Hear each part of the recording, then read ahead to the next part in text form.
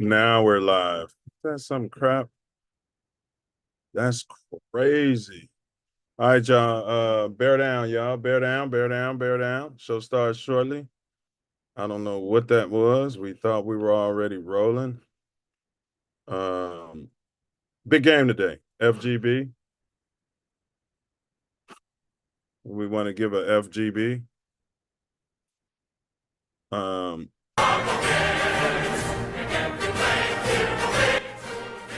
Show starts shortly. Please like, share, subscribe, repost. Please like, share, subscribe, repost.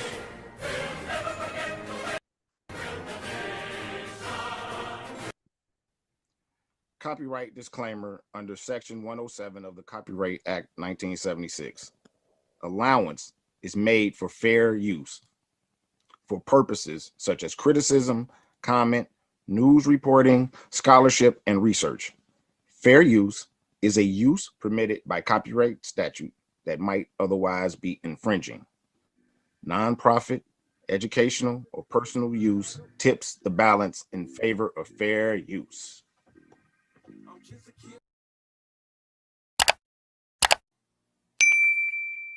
Most vets like ourselves don't really feel like y'all need a ton of reps in the preseason. For a rookie quarterback, he might need those reps. But probably when y'all come out, he's probably going to come out. Are y'all willing to play more reps in the preseason just to get him up to speed a little bit better? We will.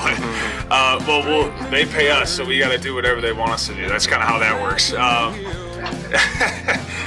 No, but we want to have a successful season, and we trust Coach that they have a good plan. And look, they've been thinking about all this for quite a while now. So whatever plan they got laid out for us to do during the preseason, whether it's in practices and games, we're going to be all for, and that's just kind of part of this process that we're in. So yeah, when they say jump, we're gonna have to say how high. So that's kind of the deal.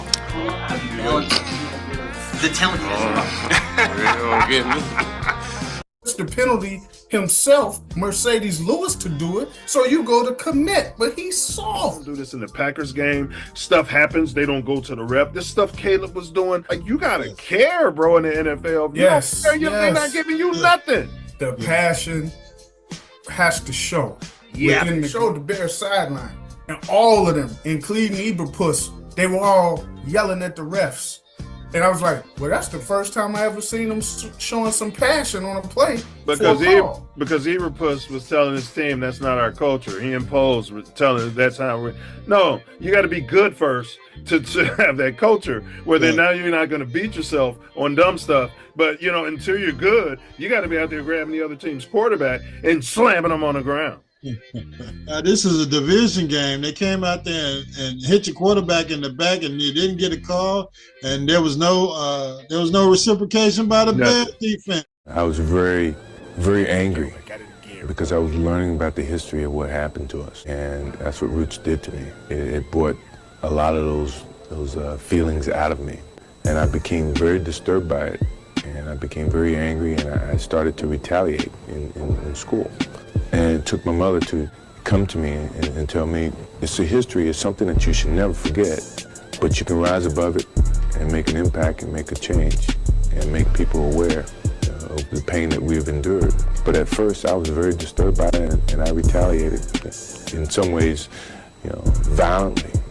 We used to go to other pools, and he would take me, and as soon as I get in the pool, they would get out of the pool. You don't forget your heritage, but you move forward in trying to make a better life for everyone. And that you always want to be viewed as a person. Reach back and pull someone with you. Allegedly, that's ignorant. Excuse me for saying so, but you seem kind of transparent. That's ignorant. I'm just cold. Well, I know you want to be out there no matter what, but the fact that it is Green Bay, it's week 1, does that add a lot of fuel to your fire? Oh yeah, it definitely does. I didn't get to play last year, the second game here in Chicago, so I didn't really get to feel the vibes. I wasn't even at the stadium, but now I can't. I'm waiting. I'm itching. It's Packers week, so I know it's gonna be live in the stadium. Fans everywhere. It's gonna be loud. People hate Green Bay. I hate Green Bay. So I can't wait. They didn't get to see me last year. They're gonna get to see me this year though. You know, people hate Green Bay. I hate Green Bay. All right, what's up, NASCAR fans? I don't know about y'all, but this President Obama is pissing me off.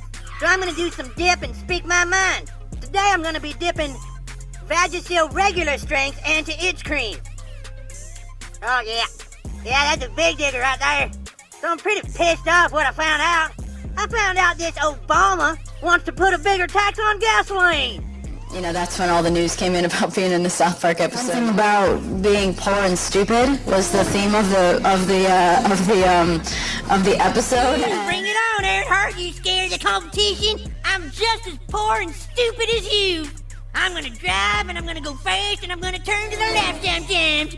Can we just get back to the subject of racing, Show starts in 1 minute. please?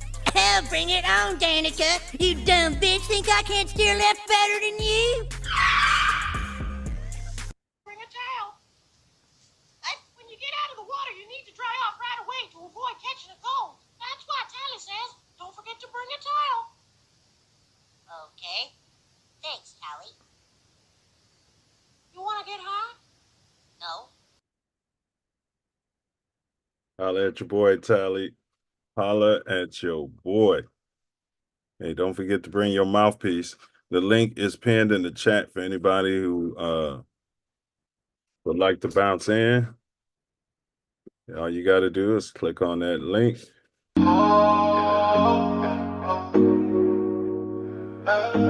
Sure. Mouthpiece included.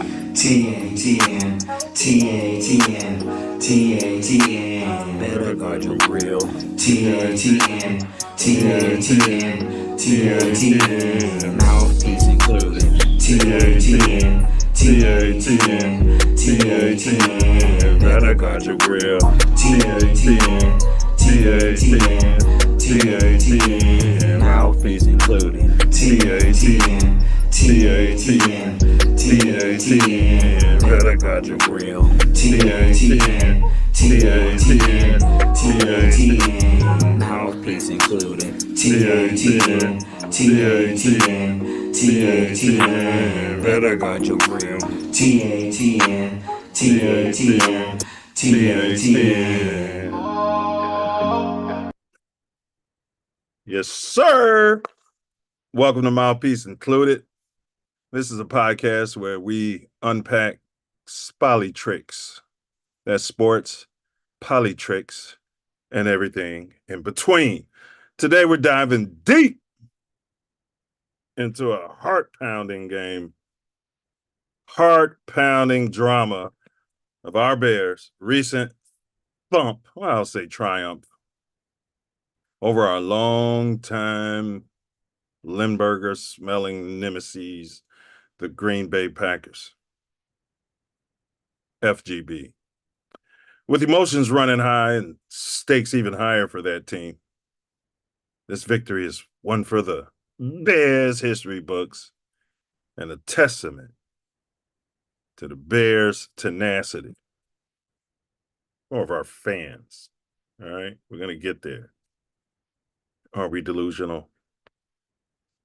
In this episode, we'll dissect every crucial play, every game-changing moment, and the strategies that led to this unforgettable win.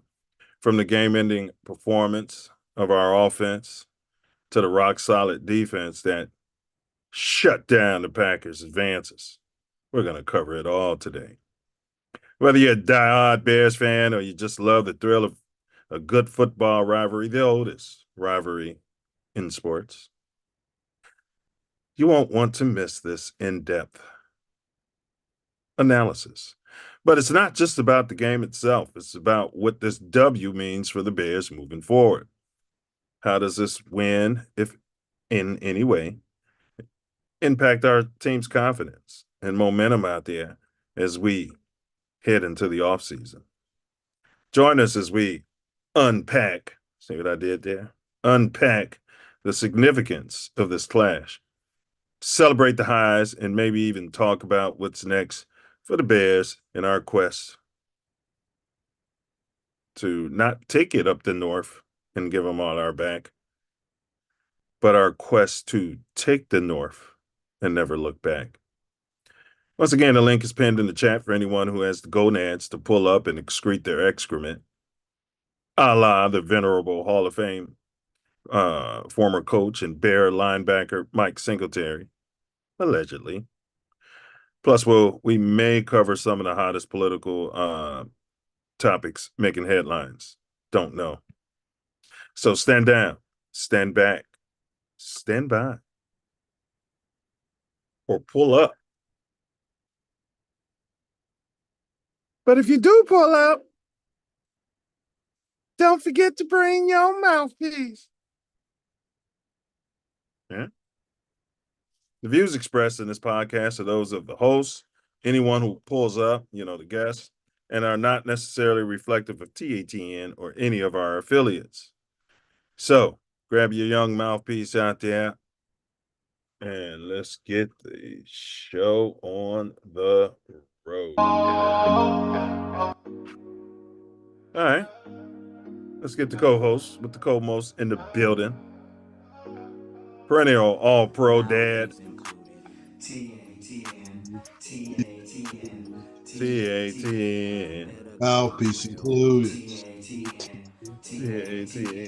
TATN. Mouthpiece included. All right, man. We had a Bear victory, bro. It's been so long. It's been so long. It's been so very long. With undisciplined play, bad coaching, the usual referee ramage up the bummage of the Bears. So yeah, why not go out and end this season with a Bear victory and head on to the off season of a bunch of hopefully positive moves in the right direction of turning this franchise around. So we'll see. Well, ironically, this is the first game I've ever picked the Packers to beat the Bears in my life, no matter what the situation is. Ironically. Yeah, me as well. And lo and behold, the Bears come out there and play a little football and get a victory. It doesn't matter who's out there on the field. It's a matter of who has the most points at the end of the game. And fortunately for them, they came off the schneid of their 10-game losing streak and their 11-game losing streak to the Packers. And I don't know how many games they lost in a row up there in Green Bay, but it's been terrible. So, happy Sunday. We got a victory Monday coming up tomorrow, and bear down. Bear down, bear down, bear down. All right, we're going to start with the negatives there, fella. You had your proverbial panties in a bunch about those reverse plays to the 1-year rental Keenan. I'm going to drop the pass. Allen. Negatives. Yeah, that was definitely a negative. You start off with I don't want to go to the positive. I got to go to the negative. You did a great special team play in the beginning of the game, but to come out there and get cute after getting the first down and run a reverse to a guy who I've never seen throw a damn pass, and then him not being an NFL veteran, not have the common sense and wherewithal to throw the damn ball out of bounds when he saw the play was dead. Well, he could have ran the ball up the middle and took the cheese. There was an option to run on that play. You're a receiver. You should be looking to run. He wasn't going to run. That's why they shouldn't have called the play. Or if anything, call it for DJ. Yeah. But he caught the ball. He wasn't looking to run at all. He chopped his steps up and he stood back there like he was Randall Cunningham or something. And stood back there like Caleb. Threw it right to the other team. I mean, he threw it right to and you're calling that in the coldest, which I found difficult to believe, Bears-Packer game in history. Yeah. I found that really strange. Yeah. And then when you wanted to go up 3 points, hey, they stopped it the first time, but I think we can fool them this time with the same damn play. And you run it again. Ran it again. So, yeah. Ran it again. Also, you were saying, which I was feeling throughout the game, cold game. You want to bruise that team? Run the damn ball. How about that? Run the ball. Run the ball. Run the ball. You're down to 2 minutes left in the game. You have the ball. It's first down. First down and 20. So what do? You pull out the quick screen again. Well, they got 2 timeouts. And it results in a fumble that allowed them to get the go-ahead field goal. But it should have never happened if you drafted the damn punter in the 4th round. You run the ball, make them use their damn timeouts, pin them back deep. Your defense has been playing well the entire game, and go out there and win the damn game. But And speaking of timeouts, I like that we've progressed and we're helping the rookie by calling timeouts and not letting them get up there with 0 seconds on the clock again. But what's going on getting them in and out of the huddle, bro? We blew a lot of timeouts because we can't get the play in. We can't get in the huddle. What's going on? The national media, they were blaming it on Caleb during the game. It's saying they talked to Brown about this, and they say, "Hey, you want colored Brown?" Yeah, colored Brown. He said, "Hey, Colored Williams, I need you to get up to the damn line fast. I need you, stop pity patting and walking slow and not getting up in the team ready to run the play." And then start talking about, I didn't have enough time. The play clock's running out. Put some urgency on getting urgency. Getting the play ran, and I get the play in quicker, and then we can run the play quicker. So you can stand up there with maybe 8 to 10 seconds and see if there's an adjustment you can make, or find out which linebacker is blitzing and all the stuff you need to do as an NFL quarterback, instead of just standing back there, daydreaming about being someplace warm. I assume that was the problem. But where are the veterans telling them? You know what I mean? Yeah, they're walking up to the line too. They had an illegal motion on a play, going for the field goal, because they were. It was that same. Yeah, him and Odunze and were just strolling up to the damn line. Like, what are you guys doing? So they called the illegal motion. Yeah. That is the antithesis of an undisciplined team. Stupidity is contagious. Yeah, and your Green Bay plant, Mercedes Lewis, never fails to disappoint. Comes again, and holding number 84 offense. I mean, at this point of the season, you got a tight end on your practice squad. Why is this guy on your roster? I know y'all gave him a C, but he hasn't done anything positive for your team this year. He should have been released or put on an injury report or whatever you want to do for his confidence. But there's no way you should have a guy on the practice squad, and this guy barely plays, and every time he comes to the damn game, it's a holding penalty. But we'll get to Pookie Poles soon. What about and big ups to brother Wordsmith? He said, "What up, fools? Hey, happy J5 to you, New Pete." What up, fool? So, Pookie Poles. I mean, some of his moves look good. We were talking about backstage. Brisker is a playmaker. I know he didn't play today. Gordon is a playmaker. Yeah. But another negative would be that corner. Stevenson. Yeah. I mean, overall, I thought he graded well in that game, but he does stuff in big game moments. It shows me that he shouldn't be a starter. He should be a backup. Yeah. I mean, that's easy. And he should have went to the bench after the damn game in DC. You had a kid, and they brought him out to start the game, but then, it's like a slap on the wrist. Like, okay, now, Stevenson, you can get out there and do what you do to help us win, which, we haven't won a game in 10 attempts. So it's not much. So yeah. What's bizarre about that, yes, it's his fault, but it's not his fault, man. They had multiple timeouts, bro, and somebody could have called a damn timeout and said, well, why'd you call a timeout? Because this jackass ain't even ready to play. That's why I called a timeout. You know what I'm saying? Like, somebody, bro. Yeah, but I mean, it all marks the culture of this undisciplined team of nobody being ready to do what it takes to win a football game. Nobody knowing how to win a football. Come on, Ace. I'm the head coach. You're up in the booth. I'm paying you to be my eyes in the sky, and you're not hitting me saying, call a timeout, coach. This guy's not in play. Call a timeout. Nobody's doing that. I don't even think Flus's headphones were on, to tell you the truth. Yeah, he was always having trouble with the technology, according to him. I'm starting to believe he was a liar, but this isn't a flush Flus. Yeah, he's already been flushed.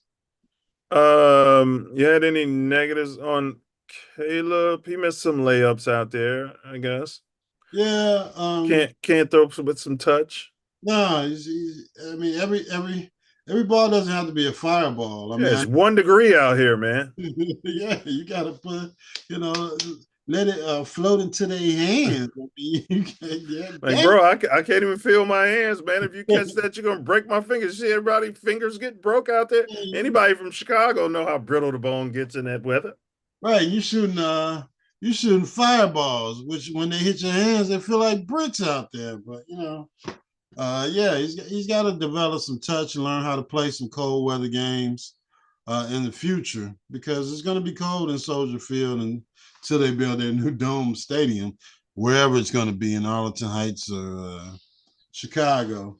So I think that's what he's counting on. But we need to be winning before we get a new damn stadium, dude. So you got to learn how to throw some damn touch, put some touch on the ball, and throw your receivers over in anticipation, all that good stuff. But he's just a rookie. He just he won't throw the ball, man. On those rollouts too. Like, okay, they tell him, Caleb, you can't take those sacks today. Yeah. And he said, all right, every time I'm gonna roll out, I'm just gonna roll out and throw it away. Bro, all that rolling out, somebody's got to be one-on-one, man. Like, damn, bro, you could throw the ball at somebody's feet. Give somebody a chance to make a play, bro. The RB or the tight end, which he barely even looks for, is got to be open. And he had to check down earlier in the game to the running back, but he just doesn't do it enough. And in those instances, you got 3 wide receivers running around out there. Somebody's open. It's either the tight end or it's the running back after he blocks or misses his block, or the tight end after he misses his block. When you get your eyes back up on the field, those guys are open, and you got to give them the ball and let them make a play. And another negative, quad injury on Jalen Johnson, but it doesn't seem like anything structural that'll stop him from his vigorous offseason workouts. Yeah, that was a negative. We lost Jalen Johnson, so. Yeah. But that's all I had on the negative. Go ahead, bro. Yeah, the defense was playing well today. We had some special teams play. All right. Well, let's go ahead into the positives. You're getting into the positives, so let's go ahead into it. Well, I mean, we just started. Well, I wasn't finished because we started off so slowly again offensively. We did. And we did. I don't know if it's I believe I heard that they don't script the first 15 plays. No, they don't. So they're just out there free balling it. Yeah, and they haven't told Caleb they haven't married his footwork with the plays either. They just let him go out there and, Yeah. Like the no-look pass he threw off the helmet that DJ caught. Yeah. Like, what the fuck? What is that? Hey, that's that's the hero stuff that he's been when they tell him to go out and be a superhero. Yeah. He thinks he can do it the whole game. All game. Hero ball is code for Negro ball in my mind. All right.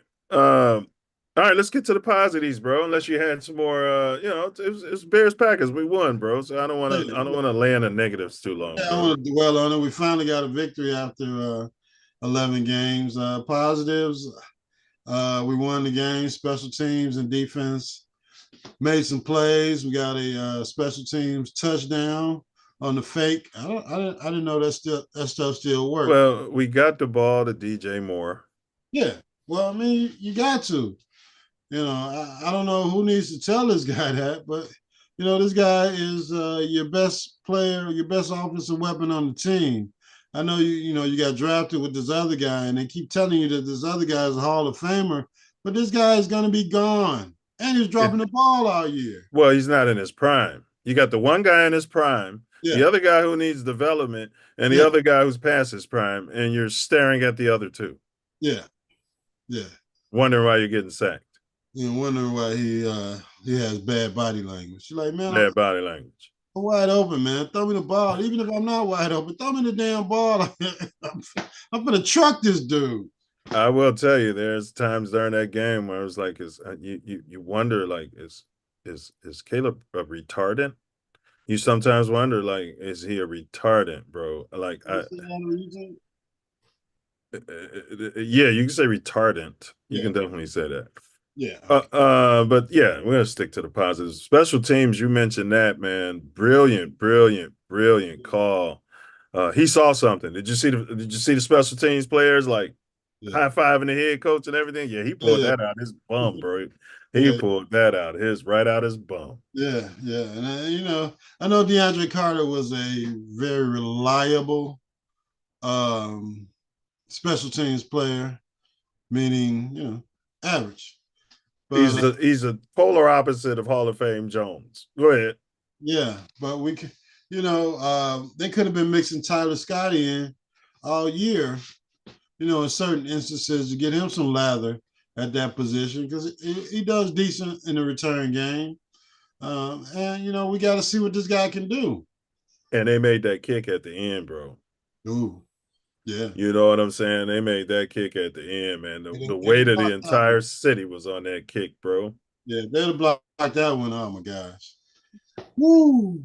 Yeah, I mean, they did a good job. Punting was good. They didn't have any penalties. Also, the O-line, we'll do the grades later, but they weren't all jumpy up there. Yeah, I mean, they played decent, and they didn't have, their top-tier linemen, as to say. The game plan was pretty much set for them to get the ball out quick. I think there should have been some more run plays because those guys were ready to fire out. Do you think the O-line was motivated, even though it took Halt to Top 17 weeks to come out and publicly defend his offensive line and basically fall on the hand grenade and say, I got a lot to learn, many of those, at least half of them are on me. Yeah. Took him 17 weeks to come out and say, hey, these guys, we all, but do you think that has something to do with it? A vote of confidence from your quarterback, bro, being a leader of men? Nah. I think they just made the game plan simple enough. We didn't have to worry about. So you don't understand quarterback play. I played it at Drop Dead Gorgeous William H. Ray School. Guy doesn't give a damn. No, it matters, bro. I know it matters. That's why they buy gifts for their linemen, bro. Early in the season, guys are hurt. He's not going to check on them. Like, bro, they gotta like you back there, bro. Yeah, they're protecting you. You gotta protect them. And this goes back to when you were saying, like, some of the stuff I'll be on Caleb about is stuff that a veteran quarterback, if they had him in the quarterback room, would be talking to him about. Yeah. You know what I'm saying? Hey, man, you got to encourage these guys. You got to get in their face. You got, it's stuff that a veteran quarterback who's done it before, who's played some playoff games, won some playoff games, would have helped this team out a whole lot, bro. Yeah. It would have helped Caleb a whole lot. You said that it was one of your concerns coming into the season. Right. And that's what I'm talking about, knowing how to win and learning how to win games. Yes. If you don't have anybody in the building and all these meeting rooms that has done it before, how the hell do you expect the team to win, especially when the coach is inexperienced too? And all the coaches are inexperienced. They're all first time, except for Color Brown. First time coordinator, first time head coach, first time everything. So if you don't have people that know how to win, how the hell do you expect this team to win a damn game?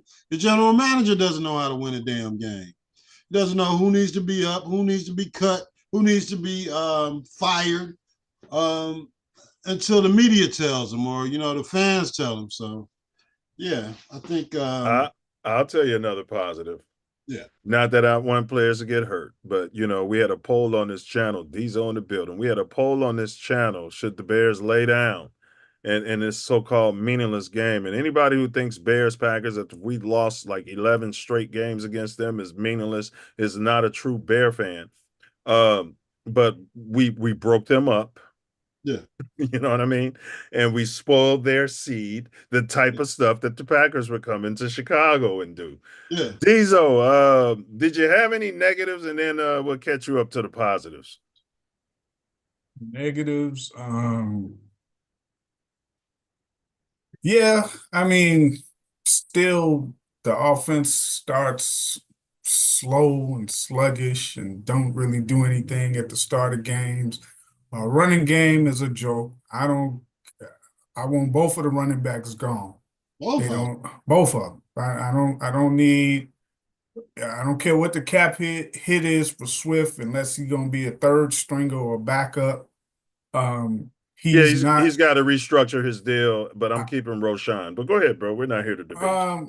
Roshan Johnson, I mean, he can go too. I mean, seriously, bro, I see all these other teams with starters, backups, third stringers, and they all look like they got a motor and can play, and they just look better talented than the Bears running backs. Okay. So I don't care if them running backs are gone. So that I don't like the running game. Haven't liked it all season. I didn't care for Swift when we got him because I knew what kind of player he was. It's not suitable for the Bears. Any other negatives? And then we're gonna hop to the positives. Yeah. No, I got some more. Keep going with him. I'm surprised. I'm surprised because this guy's Halt the Top's the #1 fan. Caleb needs to. Now I say this. And he was doing this earlier in the season where he would step up into the pocket as opposed to scrambling out like he was accustomed to doing in college when he would create and stuff. As lately, he's just been he's so shell shocked from that pass rush that he just keeps trying. But there's a lot of times there's holes there where you can let them go past and just step up to read and throw. That's fair. Work on his pocket presence and his footwork. Yeah, his just the step up and the thing. Yeah. It's almost like during a game, he'll hit these momentum things in his head where he'll do stuff and he'll look to get it out and look to get it to people at a certain point in routes, and then other times he doesn't. He doesn't trust those guys.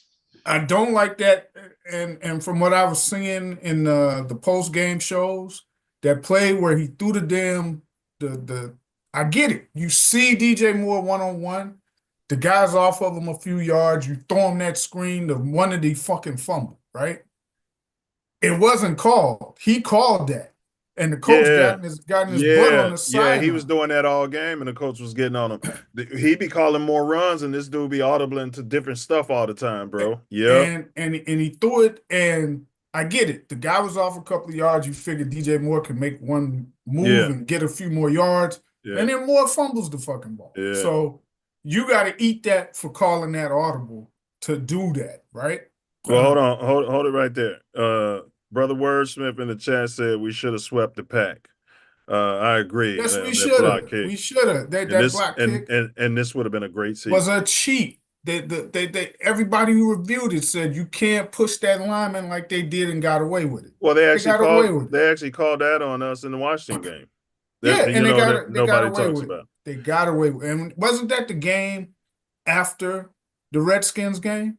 It was, and it just right in our face. It was like supposed to be 2 games in a row. What about the holding call on the fullback? One of those, you saw that?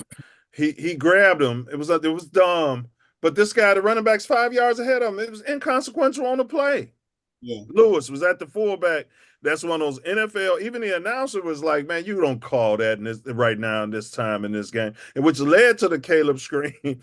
it's like bear stuff, bro. It's bear stuff. They were trying their best to get the Packers the chance to come Yep. back, win that game, Yeah. whatever. And screw the Bears. Well, hold on. Woozy said, nice win to end a tough year. I agree. Big ups, Woozy. I agree. That was a nice win. We needed, boy, did we need that. Nice tough win. It was easy to just pack up the moving van and get ready for the off season or wherever you're going to celebrate the season being over, the next island or whatever. But yeah, they came out and played some football in some cold weather, and it was good to see this. You know, some guys had some pride. That was the most impressive part because a lot of those guys, matter of fact, they said that was the coldest game that both of them teams had played in this year. Yeah, found that hard to believe. That was the coldest game in Bear Packer history, they said.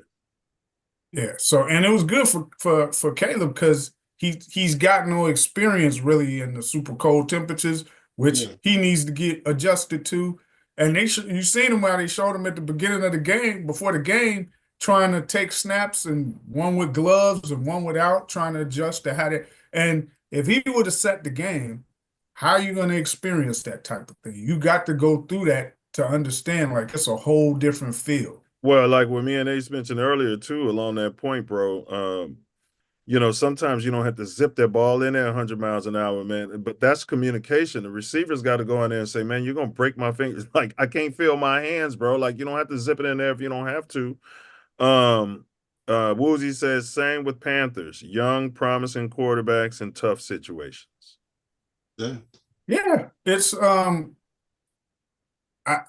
mean, you realize it as players stay in the league and coaches go here, different ones go there, and if you see certain players start to show what they didn't show before, or what you thought they were a bust or this or that, and you see them under other coaches and you go, wait a minute, man. And when, this guy, he's showing what we thought he could be when he was drafted and talent. So you realize that, man, you know what? There's a whole lot more to it than just that person getting out there balling, with regardless to who the coach. No, you got to have certain things in place to help this person get from point A to point B. And as they keep going, you can see that they're developing and they got potential. Like Bryce Young, everybody was throwing him under, like, get rid of him, his career's over, whatever. But he's starting to show some promise. Yeah. Yeah, he took him United today and won the game. Yeah, he's starting to show promise. So, I mean, I don't know what year is he? Is this his third year? That's his second year. Yeah. So yeah, they can get a whole new coach, whole new coordinator, same kind of thing. All right, go ahead and wrap up your negatives, and then we're gonna jump back to the positives, bro. We'll just bring you up to speed. The reverse plays, did you like those? Man. I'm trying to think on the defensive side, man. Just like it's like our pass rush is never like a immediate pass rush where, just once every 5-6 downs, the pass was just going. You get right on the quarterback. And even when we do, we don't tackle the quarterback. No, we got some of the worst tackling in the league, man. Man, the defensive end, Booker, whatever his name is always letting them get to the outside, bro, all game. Yeah, it seems like our secondary be making better tackles than the linebackers and stuff, man. It's like Yeah. The tackling wasn't all of that. I've been on Edmonds' ass. He played a little better. And the linebackers were actually, like, when they'll be in zone, it'll be a guy wide open right there and nobody else around him. And they just standing there, I got to play my zone. But today, they made an adjustment and they was running up and covering the guy. It was more like a man zone. Yeah, they were from the start of that game, I could tell they were going to compete pretty much through the whole game. I ain't know what the result was going to be, but I was like, they look like they're coming to compete today. Yeah, they did. Jordan Love be holding that ball, man. I said it in the first quarter. I knew he was going to get hurt. Bro, you not a meaningless game, but you're in a game where you need to be healthy for the playoffs, bro. And he holding that ball like, you know what I'm saying? Like he was playing for the #1 seed, man.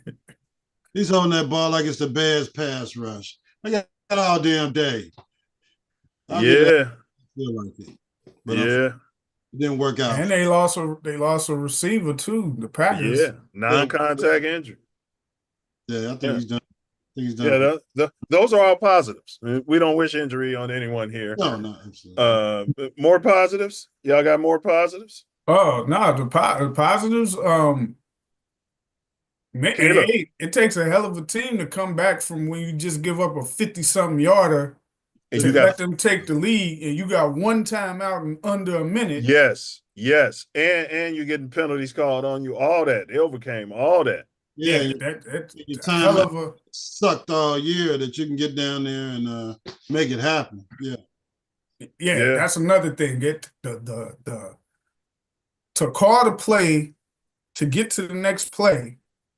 It shouldn't be taking them. We've had this problem all year long, bro. And you get to the line, and then there's only 9 seconds. But that's Caleb's processor, bro.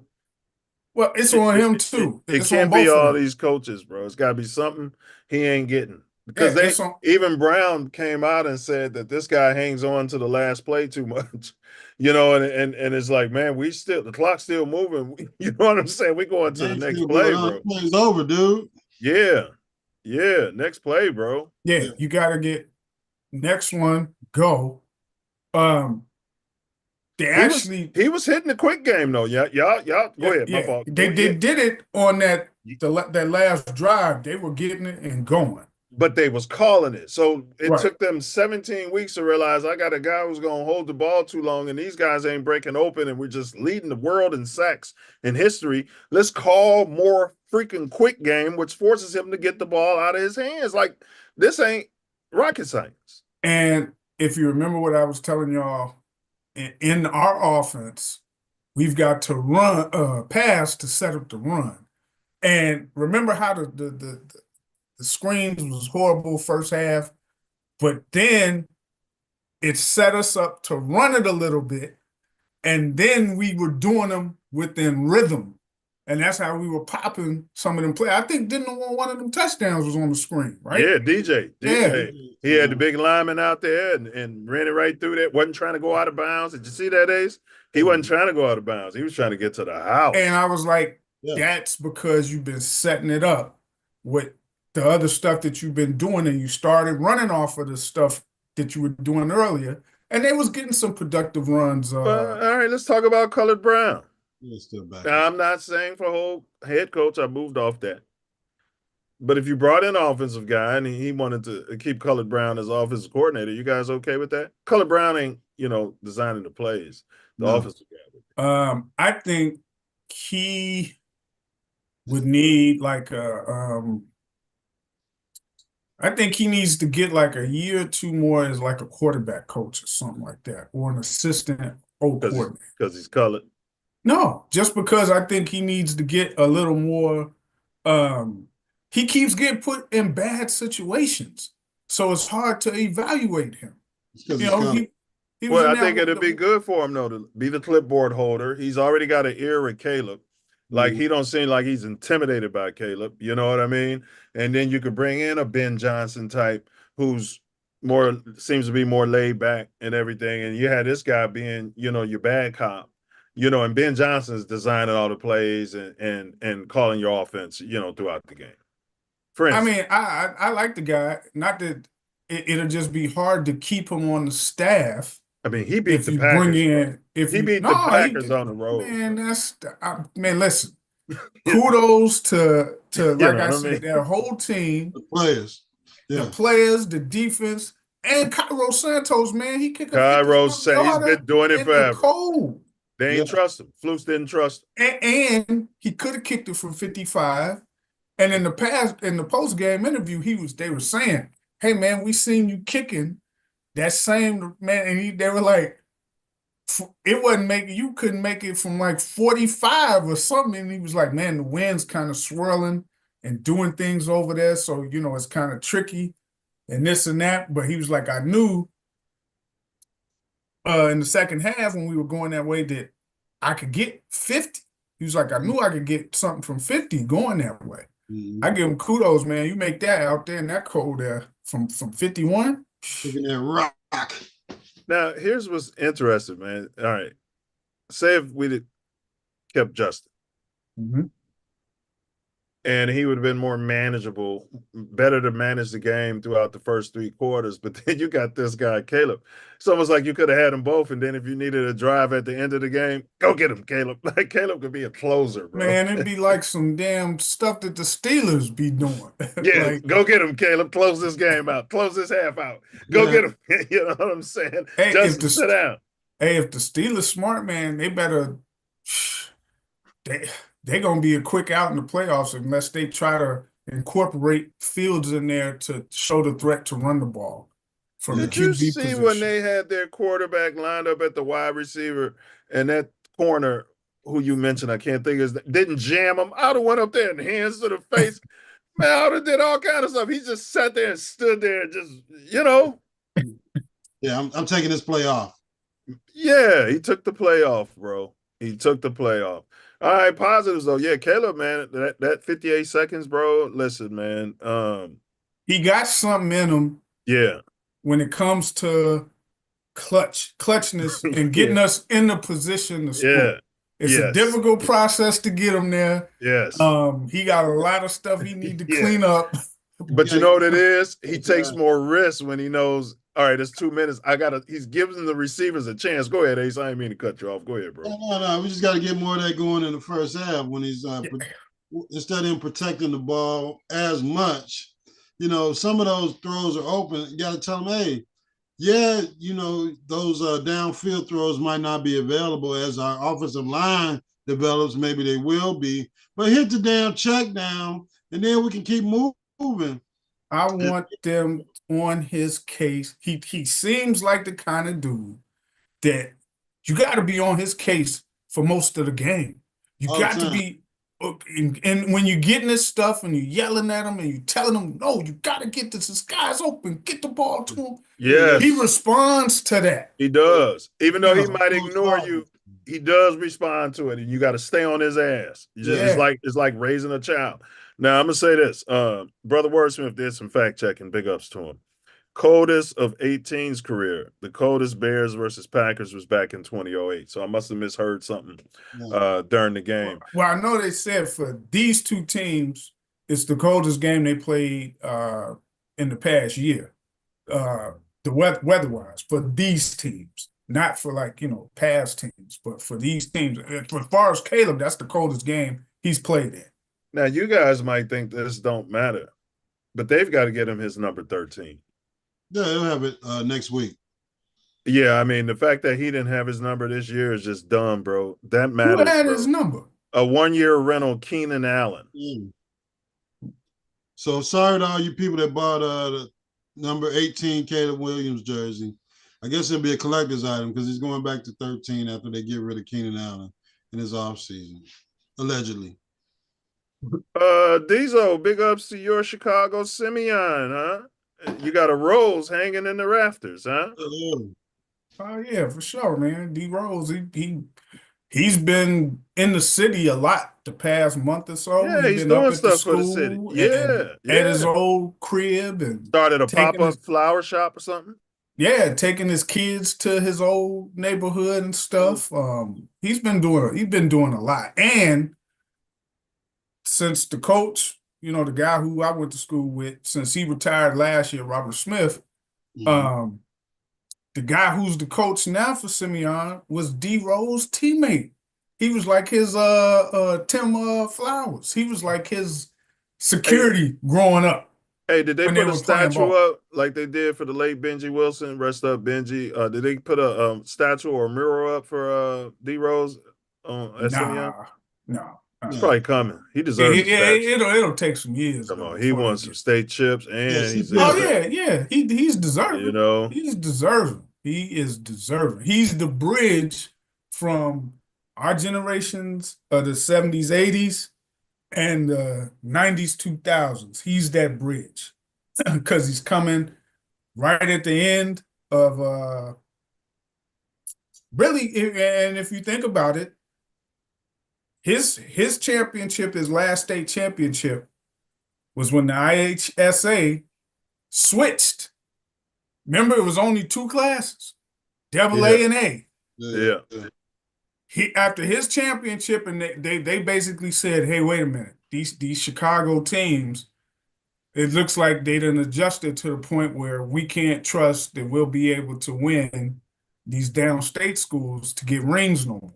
Yeah, So they switched it. Now Wait you got a minute. 4 Wait a classes. minute. By Chicago teams, do you mean the colored teams? If you want to call it that. Yeah. It's pretty much all colored teams in the city, right? Yeah, say it. Most part. You know what I mean? We can't get them down there and cheat them every year like we Those colors. Yeah, coming down there with that hero ball. All right, let's go through these stats real quick, though. All right, offensive passing yards, 141 yards. I mean, Justin Fields could have done that. Passing yards for the other team, 184 with the backup. 83 rushing yards. That's just terrible. 183 rushing yards for the Pack. Yards per play, 3.9. That's awful. Yards per play, 6 for the Pack. 16 first down, 7 for 14 on third down. That's progress, huh? That's huge. Whenever we convert on third downs, we are usually in the game. And we stuffed them on their fourth down play and made our fourth down play. Yeah. We stuffed them when they went for it on fourth. They didn't show no respect. That was a terrible play. Yeah, it was a terrible call. 7 penalties for 45 yards, 1 fumble loss, 1 pick thrown, but that was thrown by number 13. Time of possession was even. Y'all got any commentary on those stats? Considering the weather and everything, it ain't. I mean, the passing yards for both teams, you get at a pass, right? Because of the weather conditions. But the rush yards for us, that's a problem. Well, their number 1 quarterback was out of the game and their number 1 receiver. So that had more to do with weather for the Packers not matriculate. Yeah. Yeah, but even when he was in the game, we was playing him tough anyway. So it wasn't like he was lighting up the scoreboard before he went out. But our rush yards are a problem. I'm telling you, we look like, from all of the other teams I've seen in the league, our run game looks like the worst in the NFL. Yeah, well, one thing I've glossed over, only 1 sack for Caleb, man. And we got the win. I think, they need to sit him down, you know what I'm saying? And be like, look, bro, those sacks are as good as interceptions, bro, on this offense right now. We ain't geared up to be. Throw the ball away. It is just what you just said. Our offense is sucked so bad that a sack is like a turnover. Yeah, because you rarely think that we're gonna end up getting the first down. We can't get that back. It'll be another sack after you get sacked. Get 15 yards behind the sticks. Yeah, second down sack. Come on, man. Yeah, clock's running. The defense is getting charged up. All right, some more positives, bro. Because I want to get to the grades. I think the offensive line decent today. They did, because they were blitzing a lot. They were trying to bring pressure, and they were kind of standing them up. Mm-hmm. And because of the somewhat success that we did get on some of those screens with the quick game, it made them hesitant to not just come straight after dude. Correct. You have to come with like a little pause, like, wait a minute. So you can't blitz the whole damn game. Bro, half of Swift's carries for me would be out of this. Would be a draw play. Yeah, half of his carries would be a draw play. That's what he was in Philly. That's all he would do as far as running. If it wasn't a little swing pass, it would be Jalen Hurts doing one of these, and then these. Correct. Well, now why can't we figure that out? Not that bright. We don't have a head coach. I mean, we got a whole organization full of people who can't figure that out.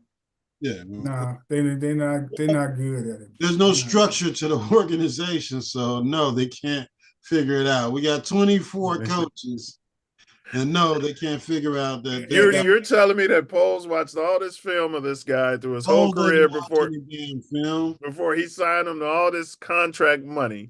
Yeah. He didn't say to his coach, "Hey man, we need to have more draw." They were running him in the beginning of the season, and they were getting success off the draw plays to him. We don't need. I mean, their line though.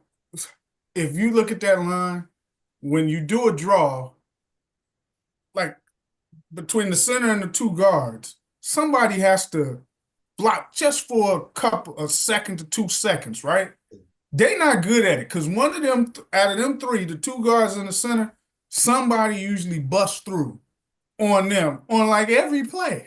So if you trying to draw, it's hard because they usually getting hit by the time you give them that ball and they go to try to run. So yeah, it's the line is too horrible to be trying to do a whole bunch of draws. It just sucks. DJ Moore was a positive. I mean, outside that fumble. Also, Jalen Johnson, before he got hurt with that peanut punch. That was huge. Oh, yeah. Yeah, Jalen, man. And again, they're not throwing to his side. Everything is usually with Tariq Stevenson is. Yeah, but we only line them up on one side. So if the best receiver, we're playing zone. If the best receiver is on the other side, we don't even move him over there and switch him up with the other corner. We don't. But you know what? They don't got to. You can do the playbook from the Cowboys when they had Deion Sanders. They said, we got Deion over here, and we cloud zone the other side of the field. And if you ever played Madden, if you pull up a cloud zone. What do you mean if I ever played Madden? I'm saying, have you ever played it? I can't just assume that you have. Are you serious? Call a cloud zone and look how it shows the coverage to one side of that field. So basically, they're telling you, like, hey, you ain't getting nothing over here. We got everybody else over there. So your chances of getting some success over there is slim to none. And the Bears just don't do that. Every time you see Tariq Stevenson, he like in some type of one-on-one coverage or the chaos is always going on by him. I tell you though, we're missing number 9, bro. Brisket lays wood. That guy makes plays. You know, we're missing all that, man. I can't believe he didn't come back, bro. That's crazy. Yeah. All I hope you don't end up like a Mike Brown. All that promise. Yeah, like a Mike. All right, we have a history of that in Chicago. Our safety's getting broke up. Caleb Williams, 21 for 29, 148 yards, 1 TD, no interception. All right, Caleb. I feel like 148 is a little low, but I don't care. We got the W.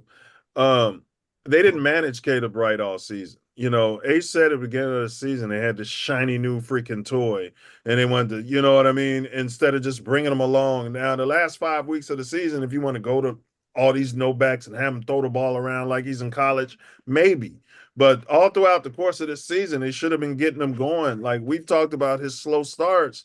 You get a quarterback going by calling the easy throws for him. Everybody knows that. Yeah. And get in. I mean, I believe we recognized it after the first few games that you gotta get in his shit at the start of the game to get this guy going. Mike Dicker would have been great for him. Oh, they would have been butting heads, but Mike Dicker would have been great for him. Yeah, you had to get in this hookup, get him going.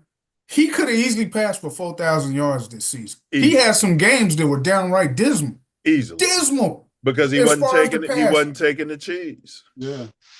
But that comes to the coaches. If you on his ass, that dude, he'll start getting it a whole lot quicker than they were told by upper management that this kid, I'm not saying you're saying it, that this kid's generational and we're going to handle him a certain way and we're going to throw everything at him and nobody can handle everything as a damn rookie. No one. You got to learn concepts. You got to learn route concepts. You got to learn what the hell. Any job you get, Ace, they're not going to throw everything at you. Yeah, you got to learn the defenses and where the fundamentals. Yes, the tricks that the defenses are running at you, and you can't do that to a rookie, whether he's generational or not. But Diesel, you missed it when we said this, and Ace was big on this in the offseason, and I thought we can get around it. Not having a veteran in that quarterback room. Because some of the stuff you're talking about, Diesel, with Caleb, the veteran quarterback would have been teaching him that. It would have been somebody he could respect. He saw this guy doing it. He know this guy's been through the fire. Oh, yeah. I totally agree. Yeah, they didn't have that. Totally and Bilbo Bajan ain't trying to help no because he's really a rookie himself. I mean. He could help, though, but he don't. He can help, but it's not to – he more under the mentality like, go ahead and mess up. Let me get my chance. Correct. He's not looking at it like, man, hey, look, here's what you could do in this situation. Because he ain't made. I never see him talking to Caleb. He ain't made his bones. So he still got stuff to prove. So if a veteran guy in there, is there for that reason. He's there for that reason. I don't understand a lot of these NFL teams. Like, they sign a veteran guy to be the backup. Yeah. And it's usually for 1 year. Yeah. But all these teams that had these young quarterbacks, I'm like, why you not signing that veteran for 2 years? Yeah. You know what I'm saying? Or especially if he's good in the locker room and he's good at helping younger players see what they're doing wrong, see what they did right, do this again, don't do that. I just don't get, but that comes from this buffoonery at the top as an organization that we've had. If Sam Darnold wheels the Vikes to the Super Bowl, are you moving off him? You can't. No, the Vikings can't. You're gonna have to pay him. But they got that rookie. Yeah. See, you can win on that rookie deal. Got to win on that rookie deal. They're about to get into the same type of shit that San Francisco has had. Yeah. They going to the Super Bowl with Garoppolo, right?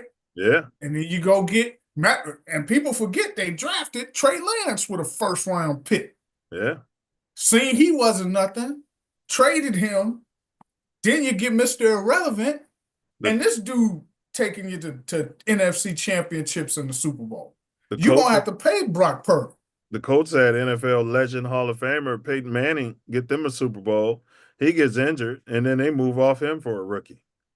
And what the dumbest move I ever seen, because he went to Denver, and even with his injury, threw for over 5,000 yards. Correct. If you'd have left him, correct. If you'd have left him in the same system and traded that generational pick and put a whole lot of talent around Peyton, he'd have won at least 2 more in Indianapolis. Yes, he would have. Yes, he would have. Yeah. And his receivers were still in their prime. The two main ones, Reggie and Marvin, the defense was still balling. in their prime. Defense you was could have balling. got you another tight end, an up and comer. Man, oh my God, they was gonna give up the hall for that dude. His neck and his back. Nah, he old. Yeah, and people forget he took him to 2 Super Bowls. Correct, and was losing to Tom Brady and the Patriots. Yeah, when he wasn't getting there. Yeah. All right, so we had a lot of positives. Any more positives that we didn't? Besides obvious, we won the game. But can we get on these mother here who keep talking about these potential coaches for the Bears? I've been so heated. Chucky Gruden. Man, they talking about Chucky Gruden. Yeah. Wait a minute, man. Michelin Lips Gruden. They're talking about him. Let me say this to the Bears, and y'all chime in. If you hire Chucky Gruden, I will not watch a game until he's no longer the coach. And if you guys think 2 Michelin Lip coaches, allegedly, Michelin Lips GM and a Michelin Lips president is going to hire this guy, pink people who believe that, it's really something wrong with you. But go ahead. Listen, I'm more stuck on so you know how ESPN, when they think you got like they go and put a reporter to watch your team for that season, whether it's, whatever big sport, right? Yeah. So they put the Cronin lady, I think her name, Courtney Cronin. She threw JF1 she been watching the Bears all season. She threw JF1 under the bus, and so did that other dude that went to Fox. And I don't really care for her because I don't think she really likes Chicago, the teams or whatever, and they got her covering them. But she's up there talking about Mike McCarthy. Oh, Mike, I think that's a wonderful. I'm like, do you know that motherfucker's from the Green Bay Packers? We don't want this dude. We want nothing to do with him. That's the only reason I wouldn't take him. But outside of that, bro, I would take Mike McCarthy. No, absolutely not. You're the main one always preaching this. No, FGB. but right. That's the only reason. But understand this: if Mike McCarthy had a Caleb Williams. Like they're saying, oh, he's not winning Super Bowls in Dallas. Yeah, that's because he got Dak back there. You know what I'm saying? Who I wouldn't have paid all that max money to. I'm on the record of saying that. Black Prescott. Love him. He didn't support the kneel. He did a Campbell's commercial, and and sucked the owner's bum. Man, But listen. I'm saying if he had a generational quarterback, bro, maybe Mike McCarthy could do He something. had one with Aaron Rodgers. And he might be motivated to beat the crap out of the Pack. What do you say about all this, Ace?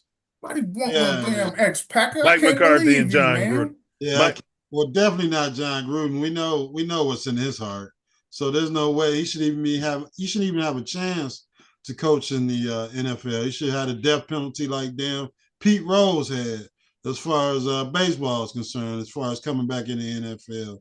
And they really haven't even gotten to all the damn emails that he sent out and all the other racist shit he was saying, while they just let a few be known to the public, and he resigned from the Raiders. So Gruden would come in here and sabotage Caleb Williams.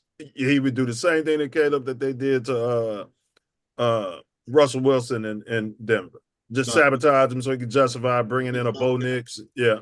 And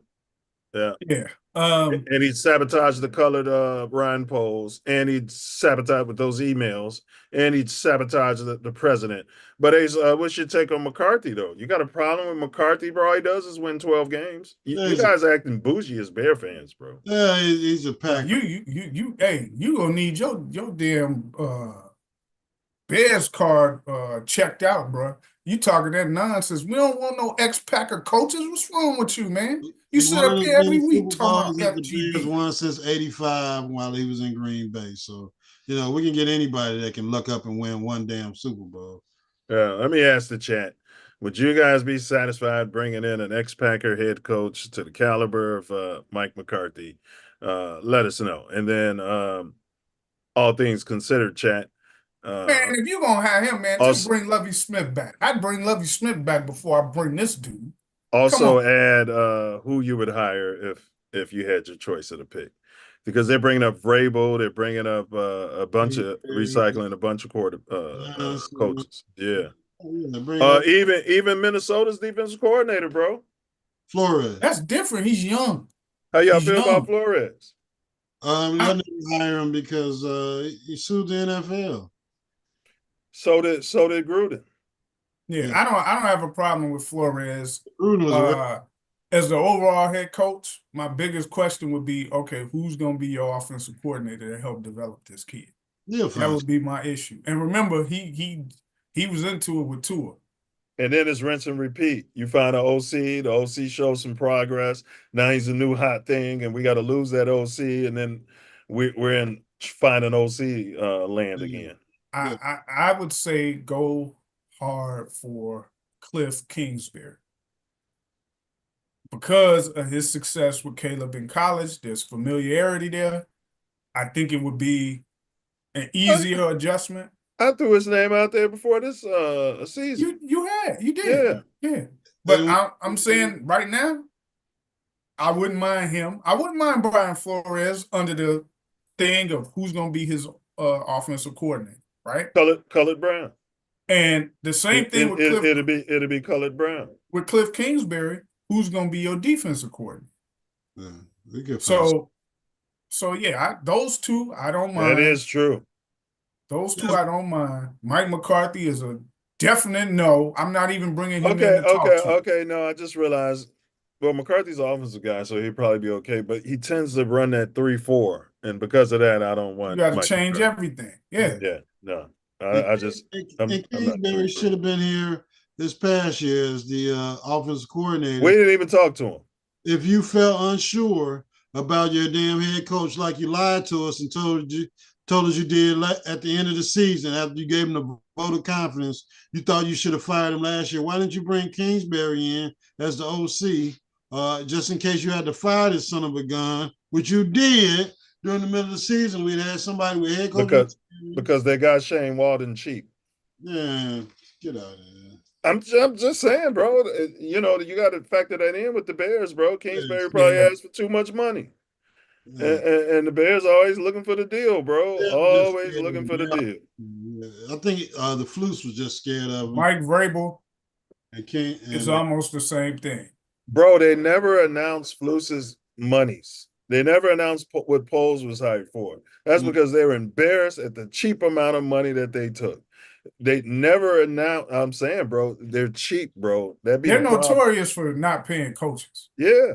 Remember, Lovey, he didn't get no kind of raise, I think, until after the Bears was showing success. And even then, he was like one of the lowest paid coaches in the They league. negotiated hard with Mike Dicker. Yeah. Yeah. They've never paid coaches good. I mean, they even said that they've been a couple of coaching candidates.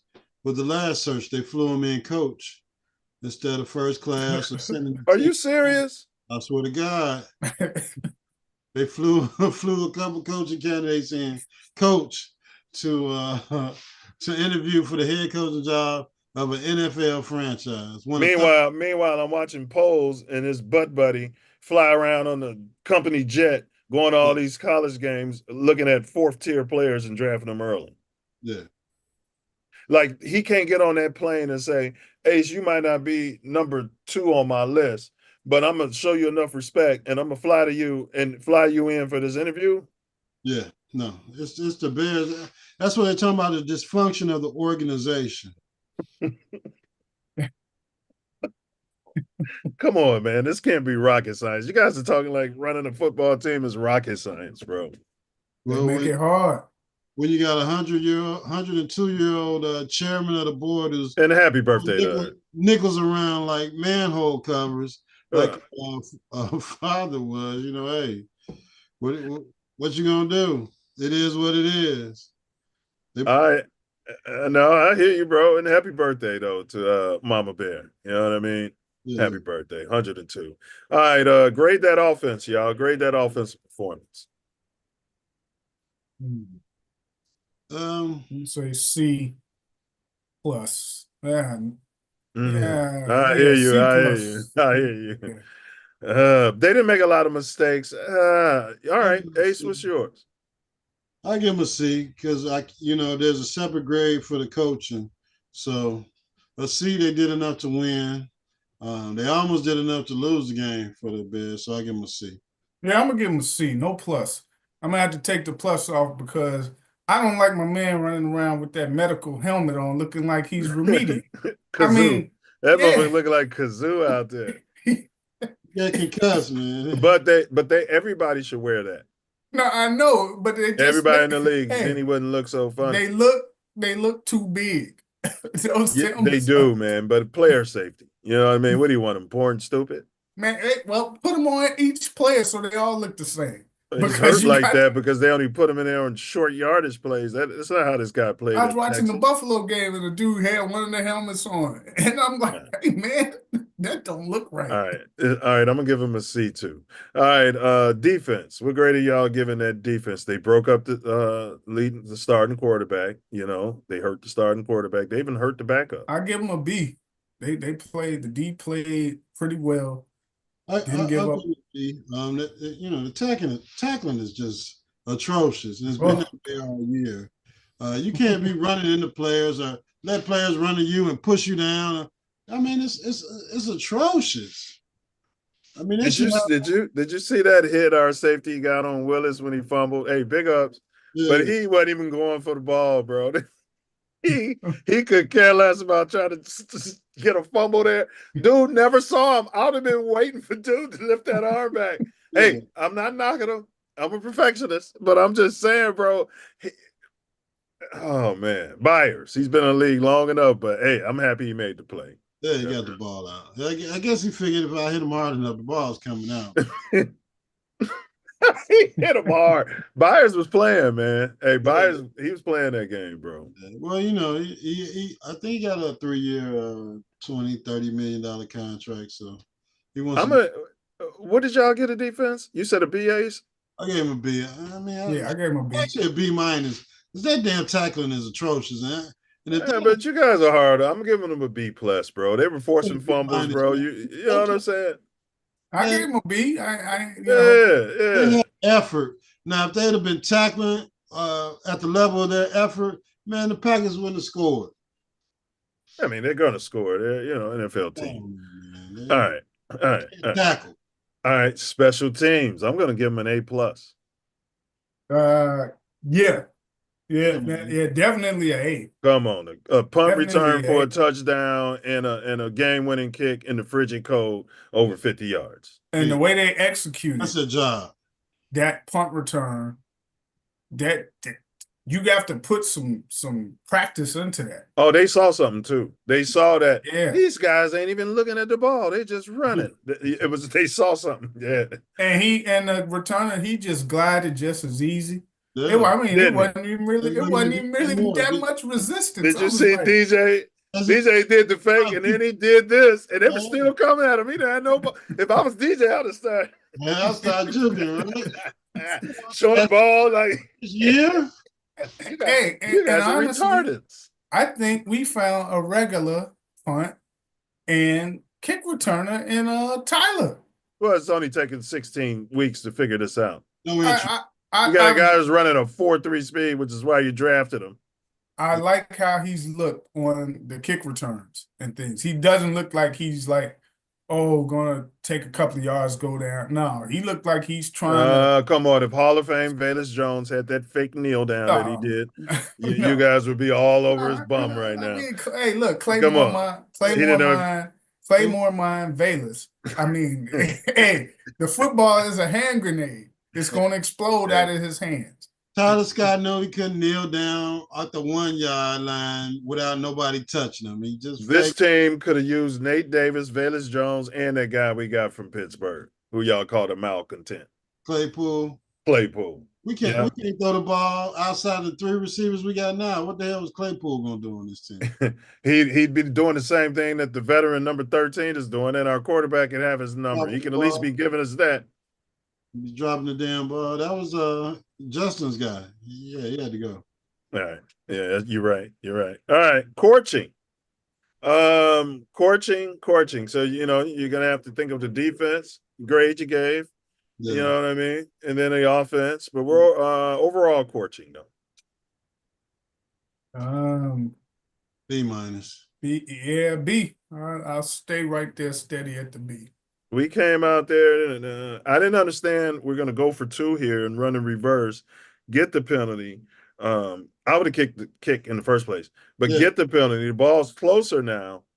And then you kick the kick instead of going. That is the most dumb way of thinking. Yes. I mean, what is wrong with you? Yeah, but we're on the road in a freezing cold game and your defense has been playing well. And you got a backup quarterback in there. Hey, you know how in the 80s and 90s, they'd had those phones, right, on the sideline. And you know when the quarterback would come to the sideline after there's been a turnover, something, they'd ring in the phone. They had to talk to somebody. Hey, what the hell happened over there? What are you doing? I'm Ryan Poles.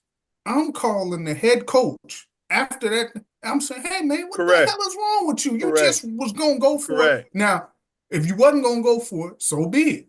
But you was going for it. You got a penalty to get closer, and then you say, I'm going to just kick it. Well, we didn't have another play in from that distance.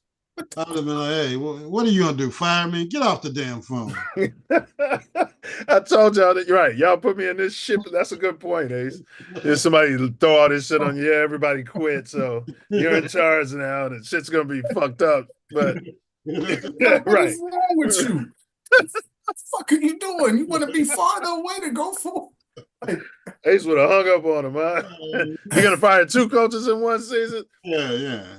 And then if I'm Poles, I'd be like, you know what? The season's over. Yeah. Get the fuck out of here. But it's the last game. By the time the media get the news, I'll be in my damn Porsche driving home.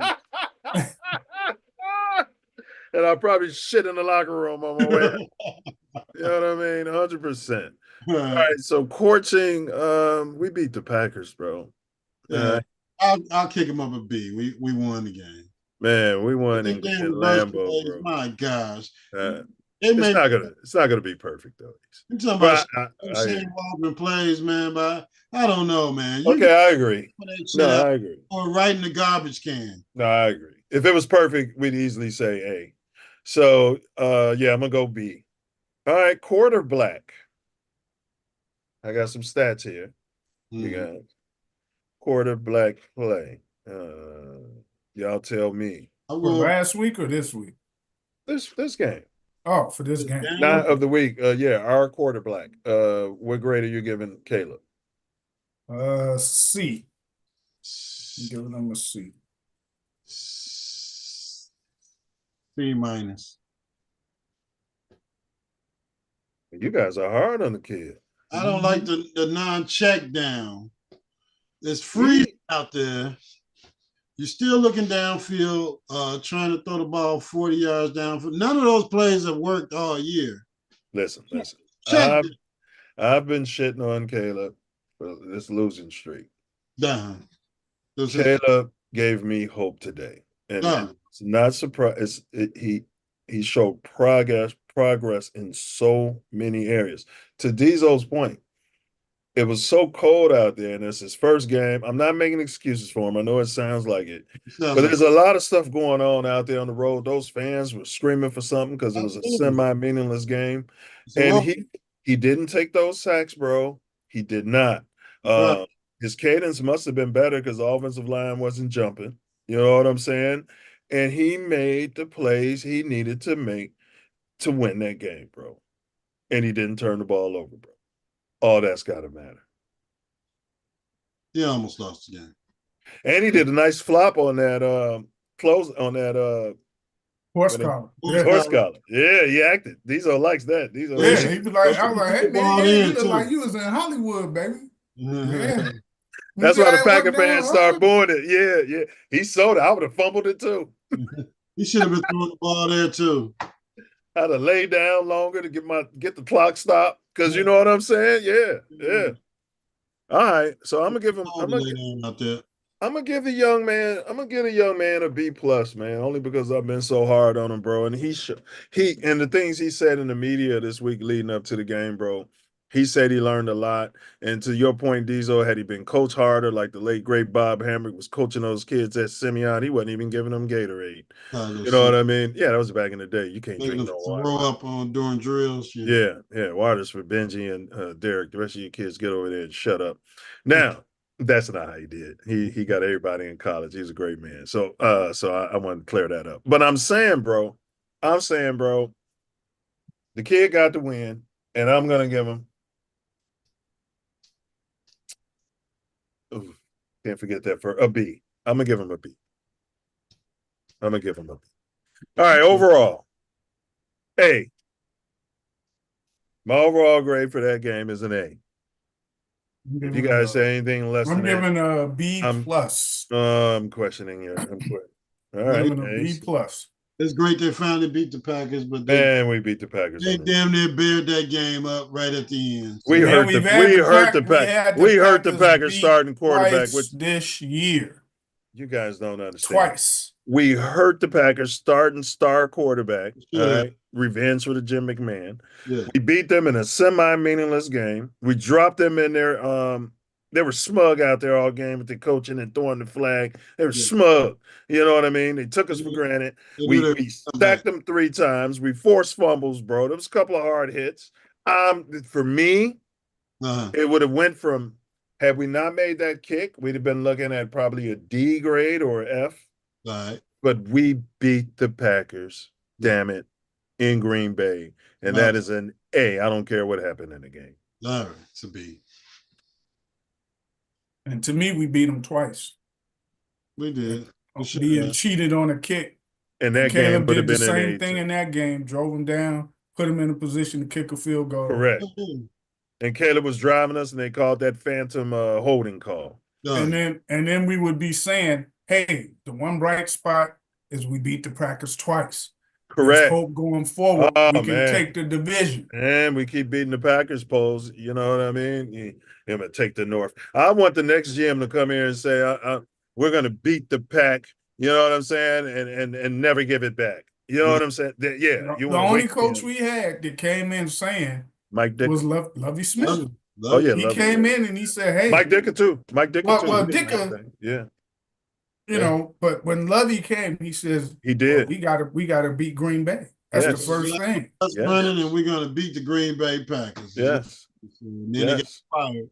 We're going 10-6. And then we brought in a bunch of mushmouth coaches talking about, hey, it's just barely another game. I mean, we don't prepare for this game no different than we prepare. The Packers prepare for the Bears probably 20 minutes every week. They probably spend 20, 30 minutes every week preparing for the Bears because that's what I would do. I'd have Packer practice every week of the season until we have no more games against the Packers. Half of my camp would be Packers practice, so the team would understand. All right, we can't have a scapegoat. Well, maybe we can. Scapegoat of the week for the Packers. Who blew that game for them? I don't think they had a scapegoat. I'm gonna say they head coach. He didn't look near as cocky and confident the whole game on the sideline. The whole game. As he did when we were playing him here in Chicago. You're right. And he was over there cussing on every call. That's why I gave the Bears an A. Go ahead, A. He didn't look nothing like that the whole game. Yeah, I'll go with that because, normally he's like, oh, we're just playing the Bears. The Bears are going to bear. We'll run out there. I'll run some plays. If they score, cool. If not, we'll just come back and beat them later. But yeah, he didn't have that smug look today. Like he has. And his smug little post-game pressers after they beat the Bears. You know what I mean? Yeah, exactly. Yeah. I'm going to watch that after the show. All right, so it's good we don't have a scapegoat. All right, Chicago Bears, scapegoat of the year. I mean, you can include coaches. You can include a player. You could choose a general manager. You could choose ownership. Scapegoat of the 2024 Chicago Bear season. You can't say Justin Fields. Shane Waldron is my scapegoat of the year. Whenever he got fired or whatever, you keep telling me we were still running his plays. You got to be kidding me. If you think I know it's the Chicago Bears playbook. It ain't the Shane Waldron playbook. There's enough plays in there where they could have mixed some stuff up and changed some things to get off the snide or be a little bit more prepared to win some football games. So I'm going to say Shane Waldron. I'm going to say, wow, for the year. You went to Drop Dead Gorgeous. I'm giving it to the Bears president. Not the president, the owner who's in charge of the operations. George McCaskey guy. Yeah. George McCaskey. Yeah. He's a fan. He hangs out with the poor and stupid at the tailgates. Yeah, I'm giving it to him because of the buffoonery of which the organization is so cheap that you never want to hire quality guys because of money. And it's been going on for so long. And it's money and control. Yes. And it ends up causing this type of detriment to your team going forward. So you could put polls and the president guy up under him, but it comes back to him because he's the one who hired those guys. He hired all of them. Yeah. And he's the one accountable for saying, hey, they got to come to him in terms of what they can pay somebody to come in. They got to get the okay. So if you're in charge of that, you guys both went with the pinks. I'm surprised. I'm more surprised by Diesel, not you, Ace. I'm sure you're going to take a pink out of that. It's organizational. When we keep hearing people say that the same way y'all be saying generational all year long, you've been hearing people saying organizational all year long. All right. I hear you. That's where it's at. I'm going with the colored. Pookie Poles. Pookie's got to go. Pookie Poles came out there, signed off on Eberflus, who be the second person I'm blaming. Because, all right, you get a job, everybody might not think you're the best for the job, whatever, but you got to be in there managing it. So when Pookie Poles can come out on his podcast and come out and say, all our problems been starting since preseason, but you said none of that on that TV show that they're running on Netflix or whatever it's called. You know what I mean? You said none of that. You apparently said none of that to Waldron. You got to work these boys harder. They're not prepared. We got to get on their ass. To what you've been saying, Diesel, we got to get on this quarterback's butt. It's his job to manage that. It's George, whatever is McCaskey's job to hire these people to manage that. So polls, I'm putting it on polls, bro. I leave one of y'all in charge. That's fair. That's fair. You know what I'm saying? You took the money and you're not managing like what's going on. Every person that all of us said is fair. Yeah. It's all you fair. can go 33% on each one, actually. Boogie's got right. Carter's going to the Pro Bowl, and Justin's in the playoffs, and Trubisky's in the playoffs. I guess Trubisky ain't his problem, but all these players are gone. Montgomery's in the playoffs. Roquan's in the playoffs, and you've got one Pro Bowler, which really doesn't matter. All Pro is what matters in the NFL. And you've gotten rid of all of these damn players and brought in your guys, and none of them can ascend to the level of All Pro or Pro Bowler. And that Pro Bowler, you didn't even draft. What about your boy? You didn't even draft Johnson. What about your boy Mercer? That you wanted to draft? See how he put Phoenix? Penix, him, and Jalen Carter. Remember, I wanted him over Wright. He's all pro, bro. But look, what did I say? I said that would be the end of Ryan. What did I say before the draft last year? I kept saying Penix is the most NFL ready quarterback out of all of them in the draft. From when I had watched him, I kept saying he don't have as much talent as some of these guys. Man, but he's NFL ready. Penix, so if you're bringing in Penix would have been he'd have been in Justin Fields' rearview mirror, bro, and I'd have brought a veteran quarterback in to teach them both. Yes. Yeah. Yes. Justin would have had a little bit more success. I don't know what the hell Eberflush was thinking by getting Justin out of here. Rumor is, though, that Eberflus, and if this is true, I hope Eberflus drops a book. Eberflus wanted Justin.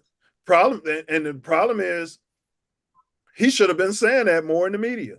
He should have been supporting his quarterback more. But Eberflus, think about it. As a lame duck coach, the last thing you want is a rookie quarterback.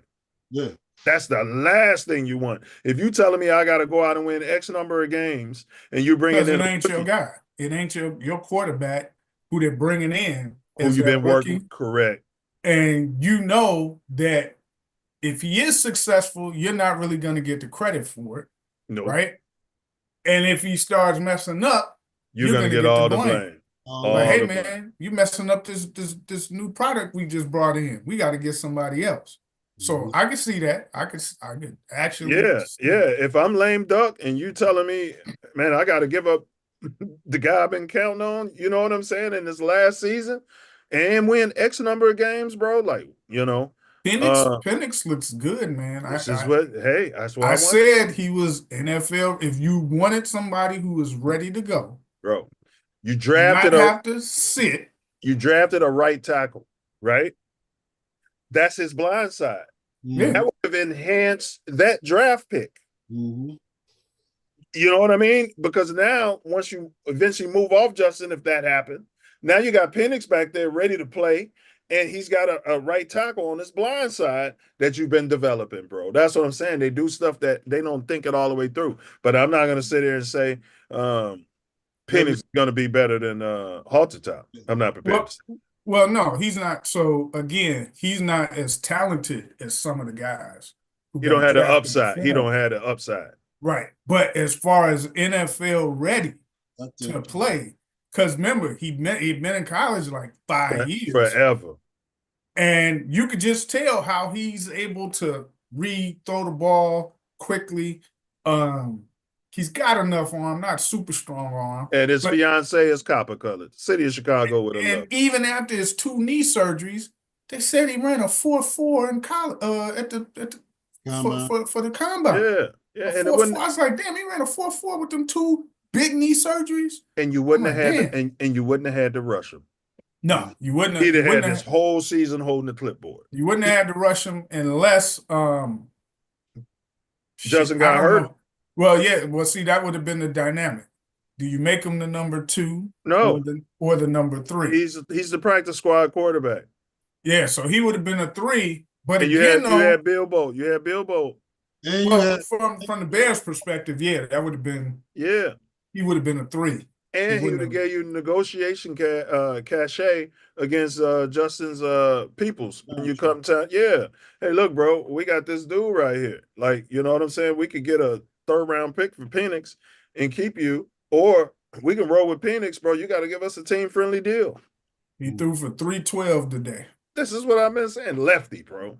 Standing in there. One thing about him, he's accurate. He don't miss layups. He don't miss layups, bro.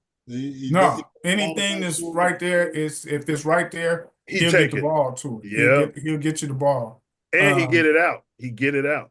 And shout out to Darnell Mooney, man. You know I've been watching him all year. We should have kept Mooney. Yeah, 9. Listen, he didn't get to play today because he was hurt, but he finished the season with 990 something yards. Yeah, he did that. He did that the season before this past one when he was hurt with the Bears. Yeah. But again, he wasn't a Poles guy.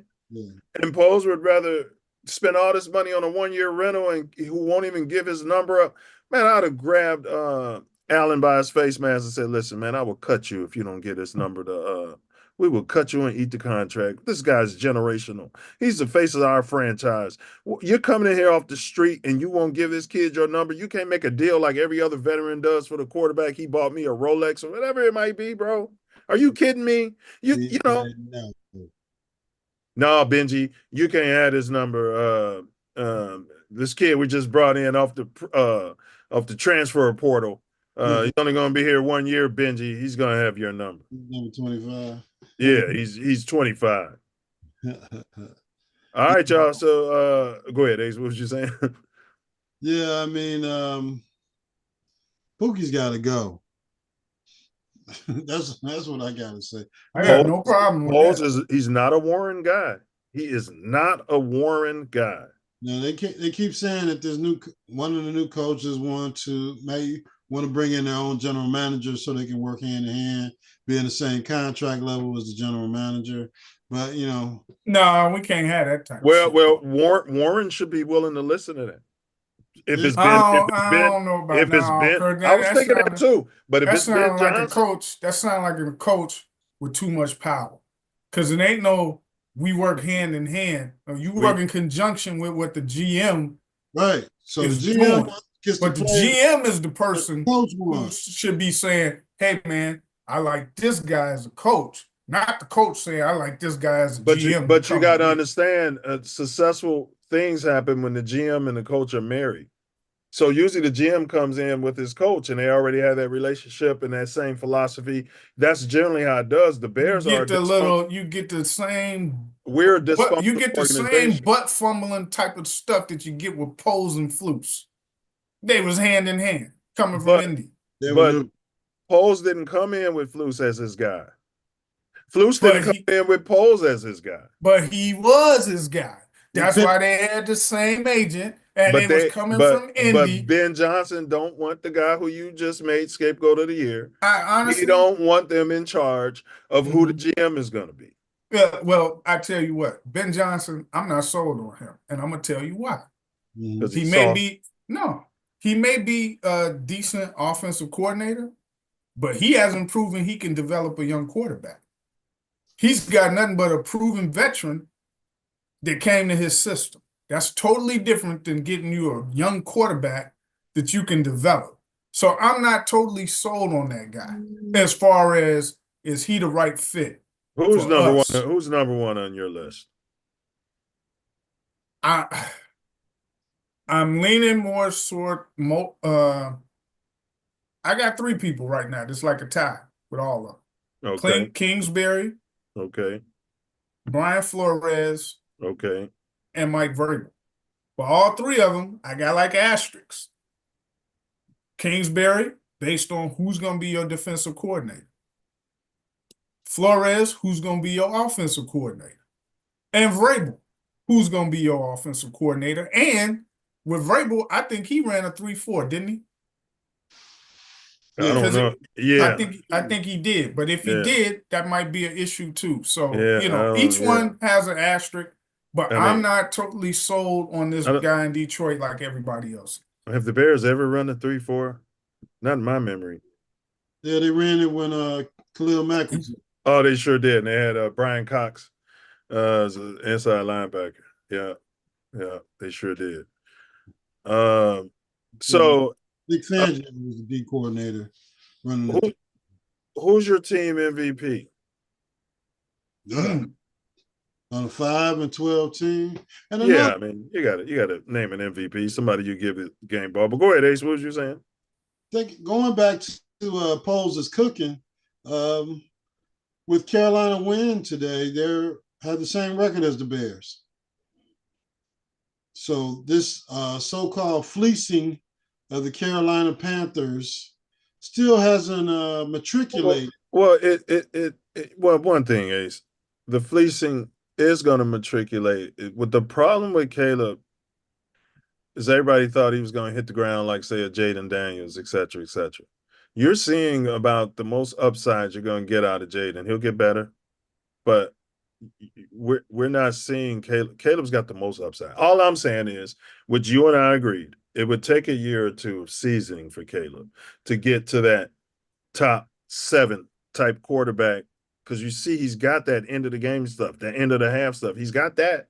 So what I'm saying is I can't say that the fleecing has failed yet, because I came into it knowing that it would take 1 or 2 seasons for this rookie to get up. And Jaden Daniels' life expectancy is not going to be long. He runs way too much. Yeah, but he gets out of bounds. He protects himself. No, sometimes he does. I'm trying to tell you, that dude is going to get hurt.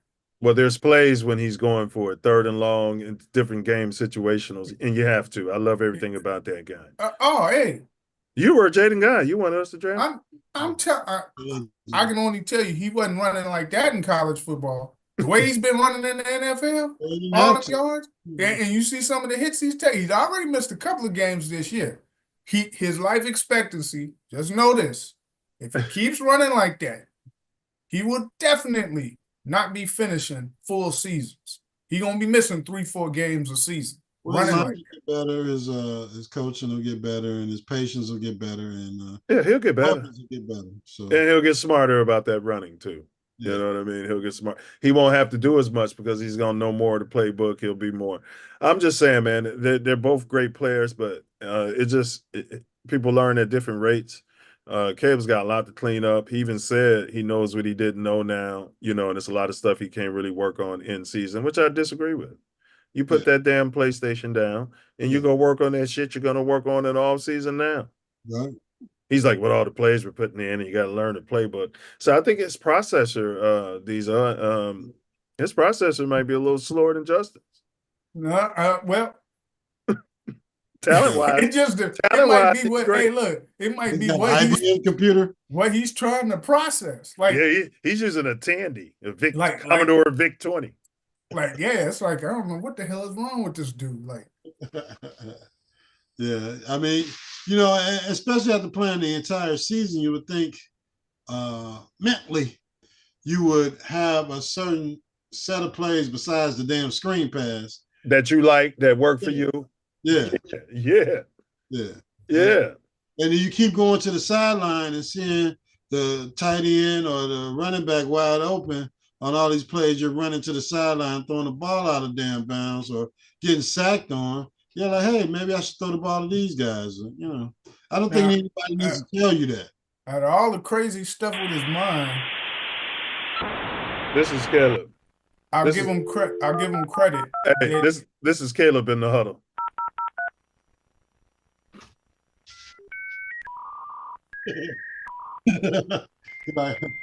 Hey. Give him credit. I think he went this whole season without getting hurt, right? Yes. He knows how to fall, bro. Like, even when he got horse collared, he knows how to get his extremities up out of there. He knows when to jump up. And that is truly hard to do with a line like we got. You would have thought he got hurt a few times in the season. Hits he took. Yes. So I mean, he's a workhorse.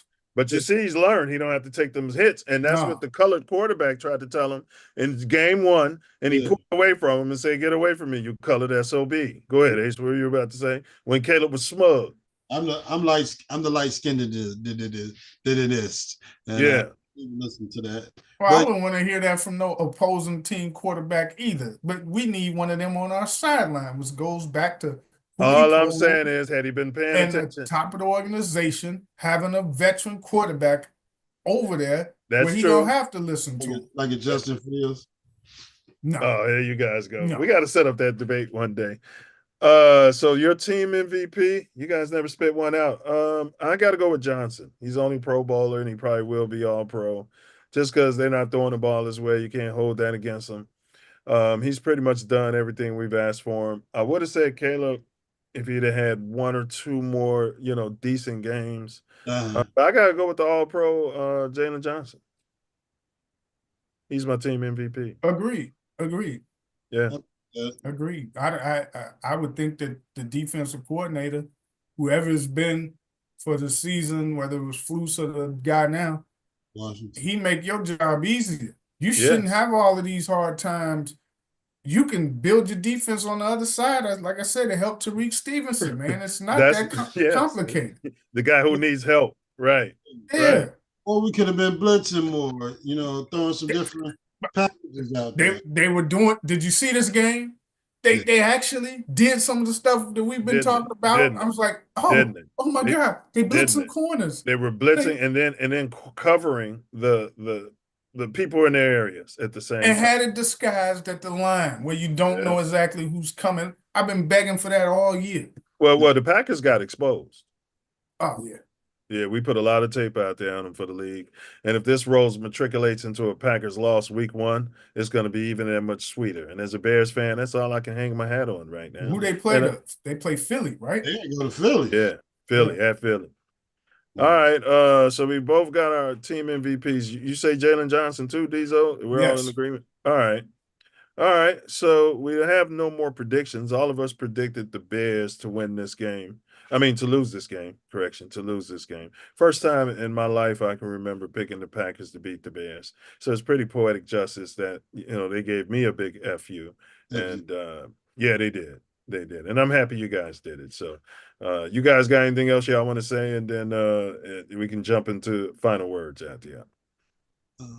FGB? The FGB. What do you think about the Steelers holding out JF1 for this draft pick? And, Didn't I say that? Taking the end of the damn season. Didn't I say that? Just so they wouldn't have to give up a 4th round pick. I think, like Diesel was saying earlier, those packages with him and maybe Russell Wilson, or just putting him in as a threat of a run with those running backs they got would have been served them better than to roll into the playoffs with, I think, 3 or 4 straight losses. And this ain't baseball. You ain't got to announce your starter. I'd have came in there one week with Justin out there. The defense would have prepared all week for Russell and been like, damn. Yeah. He just based on what I see for their team, if you don't incorporate him in some kind of way into your offensive schemes, you will lose your first playoff game. Because and it ain't just Russell per se, man. Those guys be dropping balls. They look like some of the Bears receivers out there just dropping balls like Pickens dropped like 3 balls yesterday. No, and just backing it up to Ace's point a little bit, I think they could have easily gone 10-7 if they would have just stayed with Justin, and they would have had more promise of a future at quarterback, potentially. I don't know. You know what I'm saying? And yeah, I hear you, Ace. It's hard. It's really hard for me to disagree with anything Mike Tomlin does, but I hear you. I was having those thoughts too. Like, damn, Justin could have been out here losing those games. Maybe it's an organizational thing. I don't know. I just think when they've had games where the passing game was struggling, right? Boom, put him in. Justin well, it could be the same system that you're running. Like Taysom Hill. Well, not even that, so to speak. Like, you call the same offense that you've been calling for Russell, but when the play isn't there to throw the ball, he can scramble. Russell can't. It's that simple. I mean, he gonna put the pressure on the defense to the point where that's gonna open up some of those pass patterns. Well, they didn't trust him, and Tomlin. I think Tomlin respects the veteran savvy. He respects all of the game knowledge Russell has. But again, I'm saying based on if the passing game is struggling, where guys can't really get open or get off DBs, put him in. You can keep calling the same stuff, and he can run. I'd start Justin in the playoffs. Surprise everybody. Come right out there and start him. Yeah, I think the savvy he could. Savvier after starting Justin those first 6 games. Then you change it up, bring in Russell Wilson. But, once the tape got out there, what, he can do in this particular offense. What he can't do. Change it up again. Yeah. Put Justin back out there. But Problem with Tomlin is you got to start. You need to be taking the first snaps in practice this week. That's what I'm saying. That's what he'd have to do. Get him prepared. I started preparing Justin. I had closed practices. Nobody would know. Russell Wilson, be coming up there talking to the media like he's starting. Russell will be part of it. You know what I mean? You want your own office. It's going to be interesting. We're trying to win. Is they not going to have a starting quarterback when this season is over? Yeah, think about it. Both of them is free agents. Right. And they could have had Justin. That's what I'm saying. They could have been just seeing what they had in Justin because both of them free agents and they might mess around and re-sign Justin. But I can't knock Tomlin. Nobody besides me picked him to be 10-7. I literally picked him to go 10. He ain't gonna be able to unless you giving Justin go through that next week. Yeah, unless you're giving Justin a give him 6 or 7 contract. What you gonna do? Franchise tag him for 1 year? Justin? No, they denied. He gonna want an extension. They had a 5th-year option. They denied that. So Justin is gonna get a job right. So that's what I'm start. saying. He's gonna be a free agent unless you franchise tag him. If you franchise tag him, he getting like 40 to 50 for that 1 season, right? Yeah. And they screwed up. If you don't franchise tag him, you're gonna have to sign him to a contract, which is gonna pay him at least 20 a year. Man, Justin was winning enough games to show that he could have been 10-7, and you would have had a better idea of. He'd got him some playoff run, and you'd have had a better idea of, all right, we can go forward with this kid or not. Maybe Mike already knows we can't, so maybe he knows. He might. Sam Darnold. Yeah. Sam Darnold would work for them. Yeah. Oh, he would work. Listen, Baker Mayfield is going to be a free agent after this season. Justin can end up in Tampa. Another contract. Huh? He's not under contract. This is I think they had him for like 1 I'm pretty sure he's a free agent after this year. Sam Darnold, free agent. Fields, Wilson. Who else? This halfway decent. Michael. What about is Geno Smith a free agent after this year? Nobody wants him. Nobody wants him. He's going to be a career backup from here on. He's had enough time to, Now he's the type though, a veteran guy that you could get, you put him in on your sideline to help a rookie. Yeah. Yes.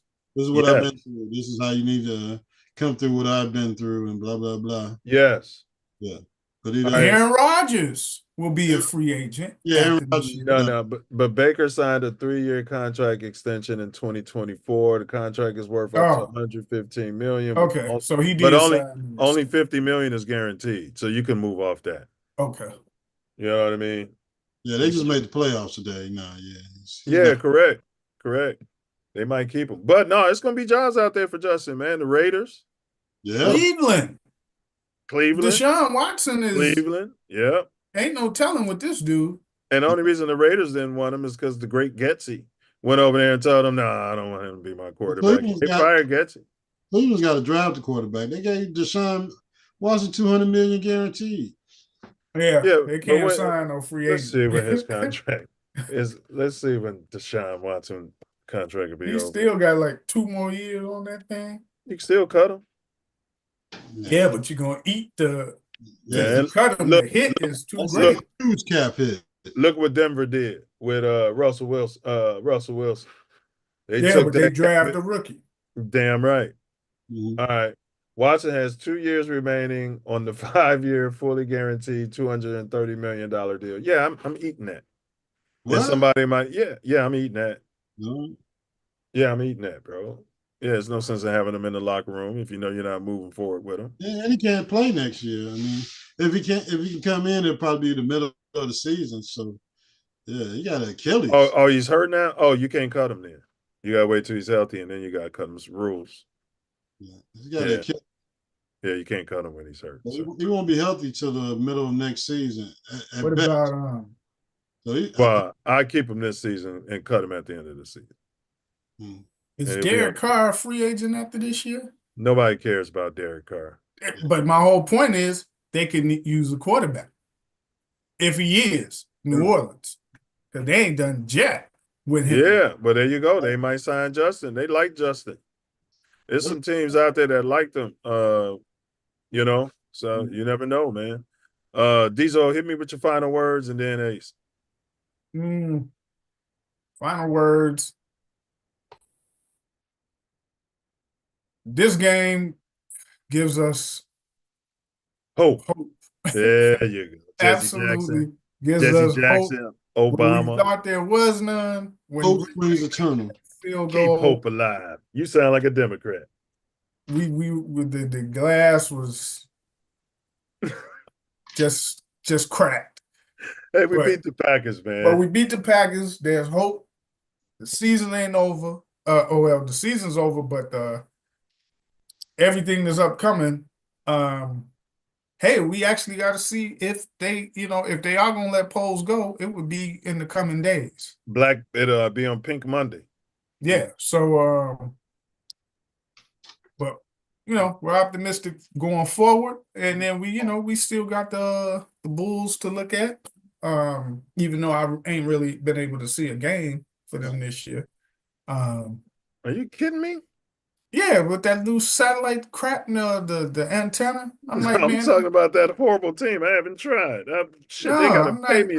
They gotta pay me to watch that. I paid too much for my cable to have to go and get some antenna thing to be able to watch the Bulls. I'm not doing it. The NBA is atrocious. I'm just not doing it. I was like, I don't need to watch them. Yeah, I got the Fire Stick. I got all that shit jacked up.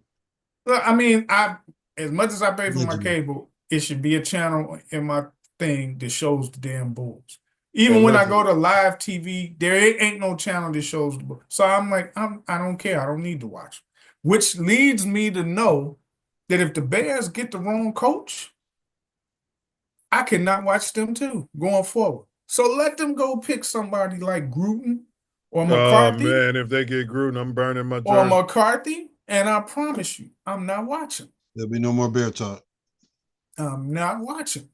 You go pick up somebody like that, I'm not watching. You get these outsiders who ain't really from Chicago, ain't breathing Illinois in their blood like that, and they got all these comments about who they can pick up and who they don't understand how we get down. So I ain't for none of them ex-Packer coaches like that. I'm not for no undercover racists being the head coach of the team. So you don't know what's in his heart. You don't know. But I didn't say no names. I just said I ain't for no undercover racists. Leave that for everybody to interpret on their own. Mm-hmm. But all that being said, you haven't read all the emails. You got to read all the emails and understand what was in his heart. No, I leave that to you guys. You guys can go through. You guys can go through the emails. I don't want. It's already been enough blood spilled coming from the Commanders organization, right? But yeah, look forward to what's coming up in the next few days. We'll see. I don't think they're gonna let polls go.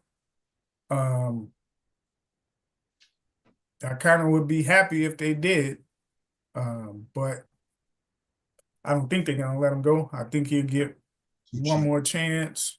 Yeah, and they're cheap. So Wait. So you're going to give a lame duck GM one more draft and let him bring in your new head coach? It's stupid. but it's the same thing, bro.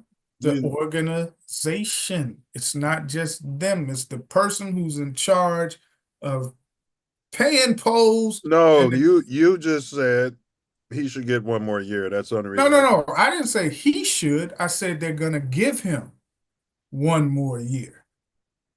I said I wouldn't mind if he was gone. You gotta follow them. I misheard you. I misremembered. You don't know. No, I don't. No, I didn't say nothing about giving him another year. I've been ready for him to go because he's accountable for these things that we done had, all of these missteps and mishaps. He's got to be held accountable. We should have called a lot more quarterback design runs for Caleb too. We just didn't use none of that talent. And if he is drafting, then let's not let him draft the third round. Let somebody else do it since he's got such bad luck with third round picks. He's gonna draft a kicker in the third round after your guy just hit a game winning kicker against the Packers. No, he's not gonna. You know what he's gonna draft? A long snapper in the third round. You gotta fire that guy, or you gotta extend him, and he has done nothing to earn an extension. So he needs to be fired. He's talked. When is his contract up? He's talked a good game. He's got one more year. So he's a lame duck general manager, picking your next coach that's going to be here for the next 4 or 5 years. You got to fire this guy, or you got to extend him, and he has done absolutely zero to earn an extension. Come on, he wears nice suits. He sounds professional up there when he's talking.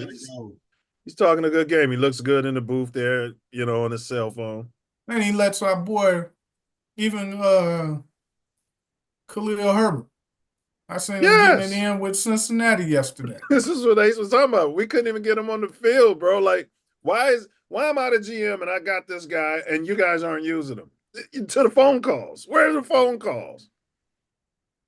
Mm-hmm. But yeah, that's it for me, man. I'll looking forward to see what happens in the coming weeks. Hopefully this week, if anything's gonna pop with Fields, with Foles, it'll be this week. He's a Kingsbury guy, Ace. We got a Kingsbury guy over here. Should be tomorrow. Who's the Kingsbury guy?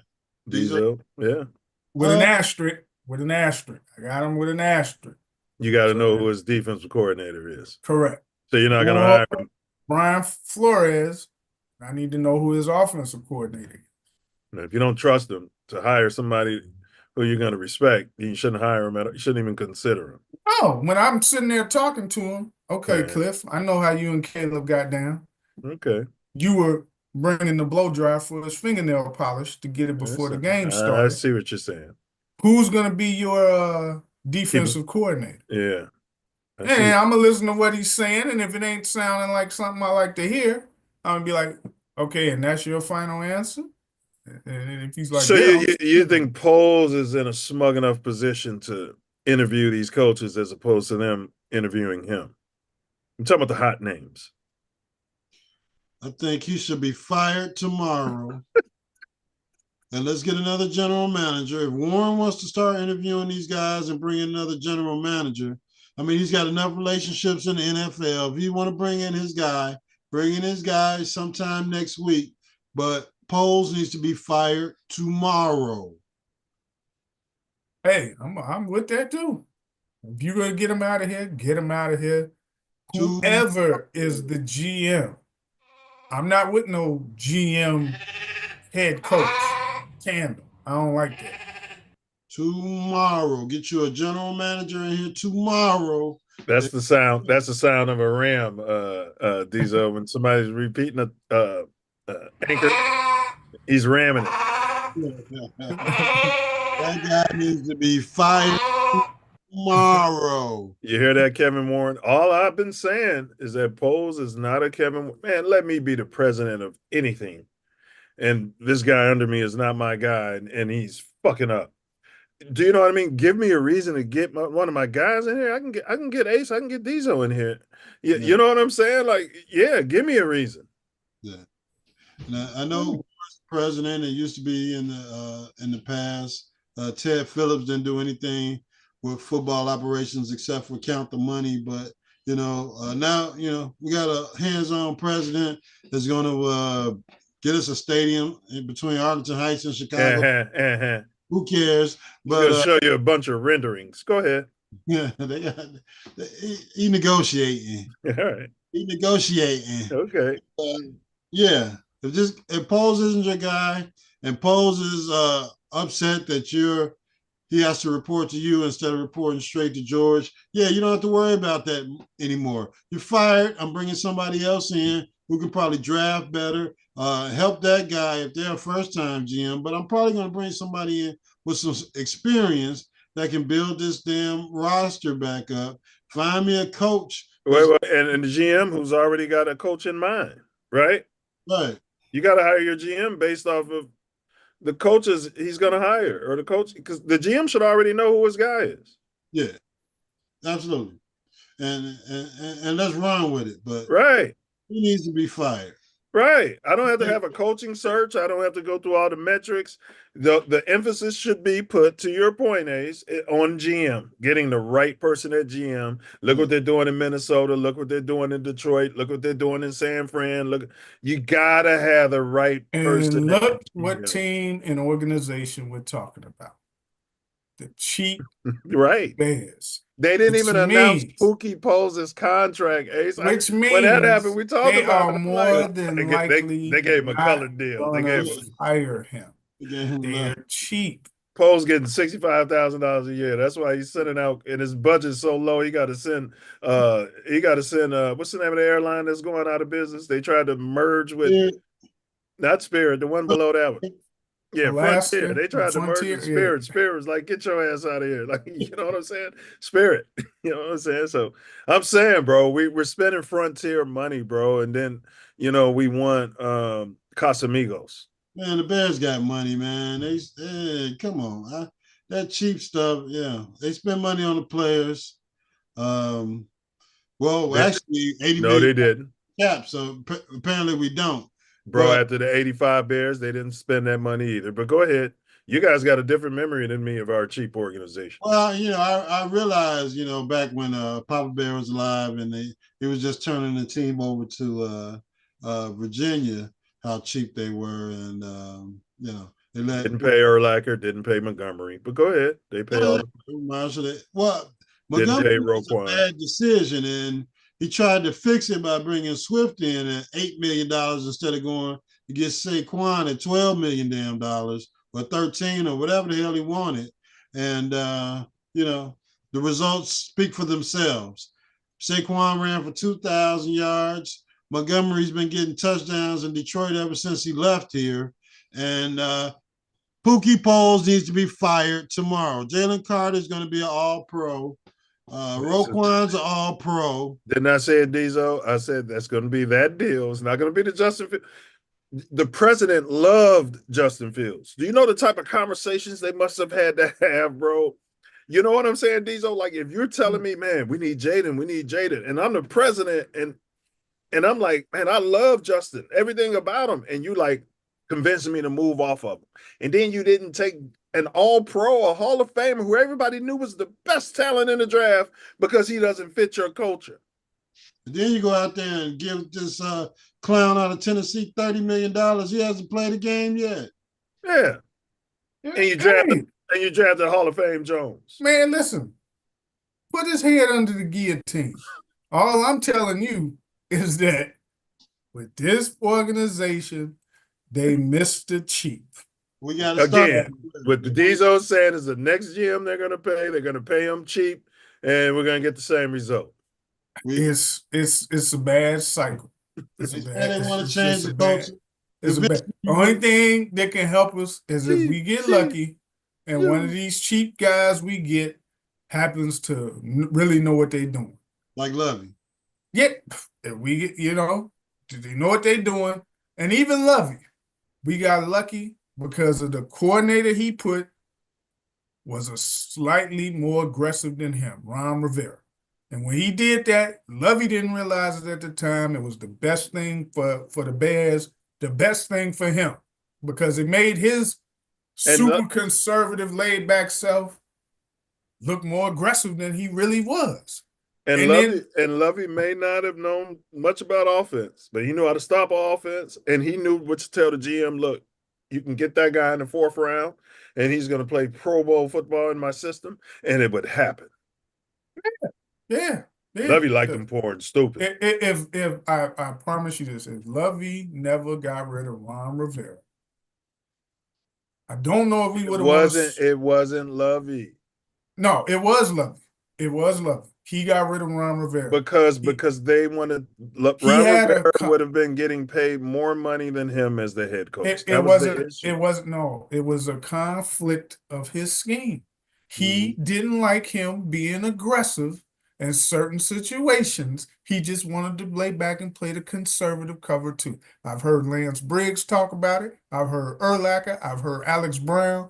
They've talked about it. That's what it was. If he keeps that guy, it brought a balance to the team for what we needed. And we would have been to at least 2 more NFC championships. If he could have swallowed his pride and said, you know what you're doing, it helps. It's not hindering us. Well, that still goes on the organization. Yeah, it still does. It still does. It still does. And that's why remember when Ron went to Washington before got like sick? I remember Ron Rivera getting offers for head coaching jobs and stating that he would like to stay in the Bears, but he was getting these offers and he needed more money. And then they couldn't give him more money because they were paying Lovey on the colored deal. Lovey had the colored deal. So the money that Ron Rivera was getting from the market would have forced them to pay Lovey NFL coaching money. That was part of the disaster. I'll do some more research on that. It wasn't just Lovey was mad about his scheme because he'd been coaching for him for years. The main thing was conflict of the scheme. The players talked about it. They was like, listen, man, when we had Ron Rivera, this is what it was. We weren't just doing basic cover 2 all the time. We were mixing in stuff, throwing different looks. We were still cover 2, but we were more aggressive. And he said, Ron Rivera was calling the game time D. Yeah. Yes. He was Lovey, the D and Lovey was just managing. Yeah. And because of it's a cover 2 scheme and Lovey's the coach, he just differences. And he didn't want him no more. No, if you can't call it like this for me, I'm getting somebody else. Yeah, and that was the worst thing that Lovey could have did. The worst thing. Why did he hire? Why did he hire him? Well, you give people chances. You just don't know how they're gonna call something. You know what I'm saying? It's organizational. Look, you son of a bitch, you're gonna call it the way I tell you to call it. What the fuck wrong with you?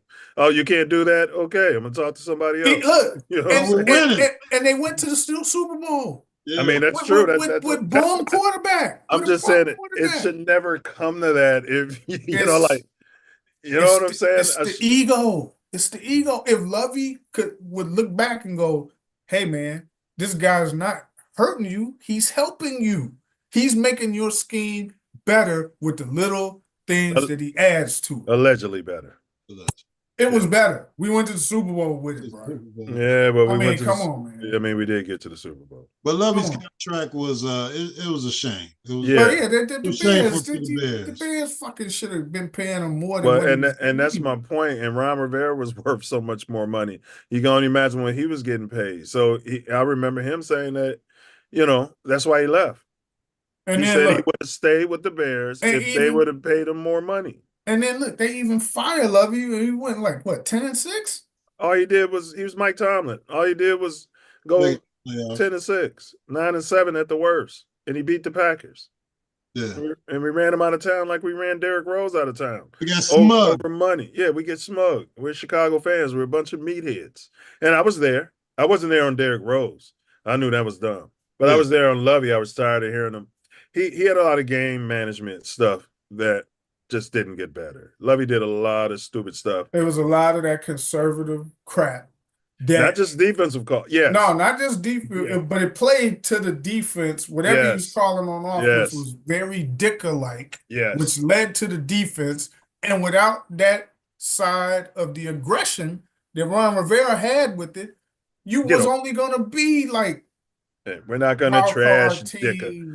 We're not going to trash Dicker here. Go ahead, no, we going to trash Dicker's ass too. Because that motherfucker was a super conservative. Mike Dicker was the greatest Bears coach we've ever had.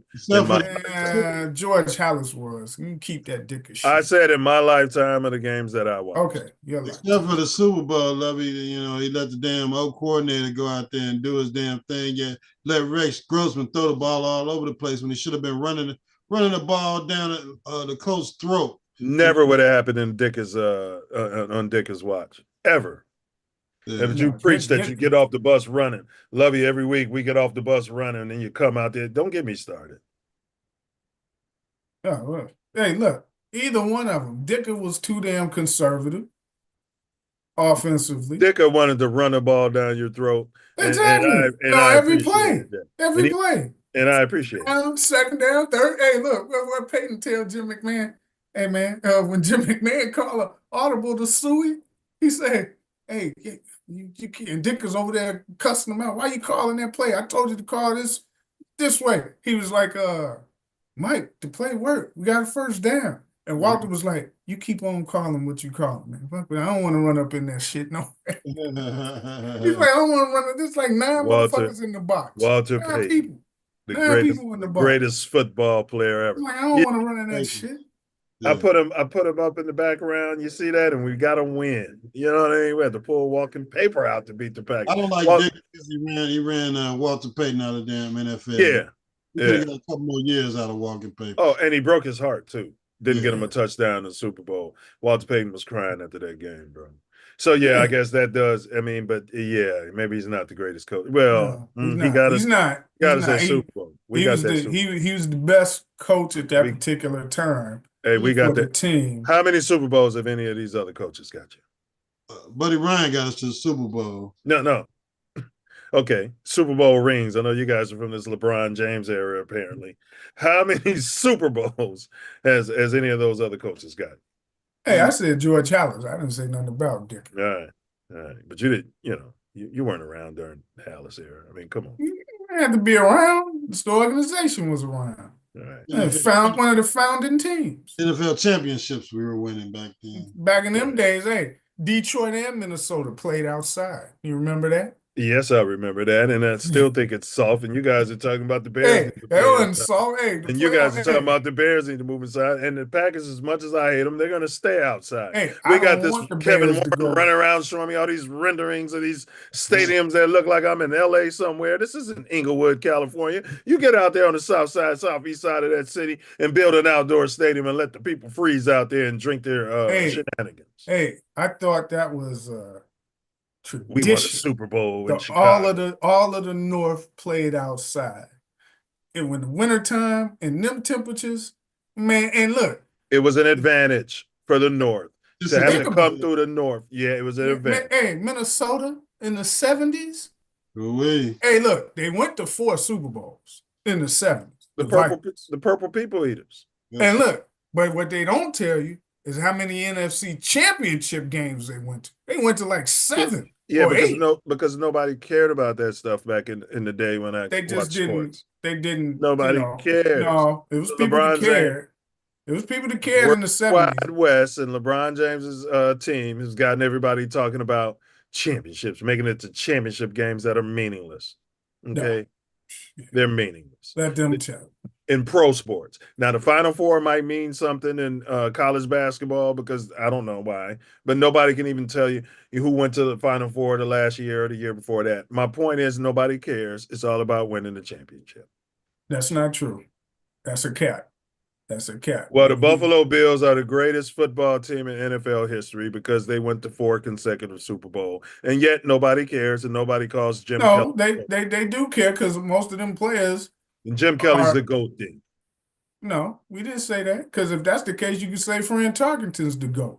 Because he took his team to 4 Super Bowls, and they went to several NFC championships in the 70s. And nobody cares. Right. No, they do care. Terry Bradshaw. Yeah. Terry Bradshaw, 4 Super Bowls. He won them. You see the difference? But he went to probably 6, 7 AFC championships. They won those games. Cowboys He got won to a them lot all. too. He They won weren't them all. winning.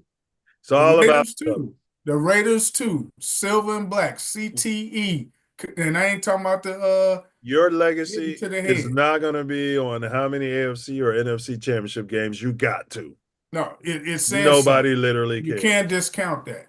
How you many cannot discount that. championship? We're not talking Super Bowls. We're talking about championship games that you got to. That matters. Yes, that matters. Yes. Who played in the Those Western are successful Who played- organizations, bro. Who played in the Western Conference Finals last year? You're talking about basketball. I'm talking about football. It's two Who different played things. in the NFC Championship game last year? Philly? No. Did Philly play last year? This is my point. San Fran. Say with your final words. Nobody San cares Fran about played. this. And I'm asking you about last year. Nobody cares. San Fran played last year. Against who? The Lions. The Lions. There And you they beat them. go. All right. But it says something. You can't, in football, you don't dismiss getting to those championship games. That is big. And if you're getting to the Super Bowl consistently, that's big, bro. You can't dismiss that. You just cannot. You cannot dismiss it. Now, if you want to go dismissing it for basketball and all of that, different argument. But in football, you go back, just like when I'm telling you, when they're talking about these rushes, leading rushes, which I still can't believe Saquon set out the final game, right? Because there's more to be said to be able to say you the NFL single season leading rusher, right? And I never knew that Walter Payton only led the league in rushing one time throughout his career. And that year, he would have broke the NFL single season rushing record, but he only played in a 14-game season. And he had 1,800 and some yards. And when he retired, he had the NFL record for total yards of scrimmage.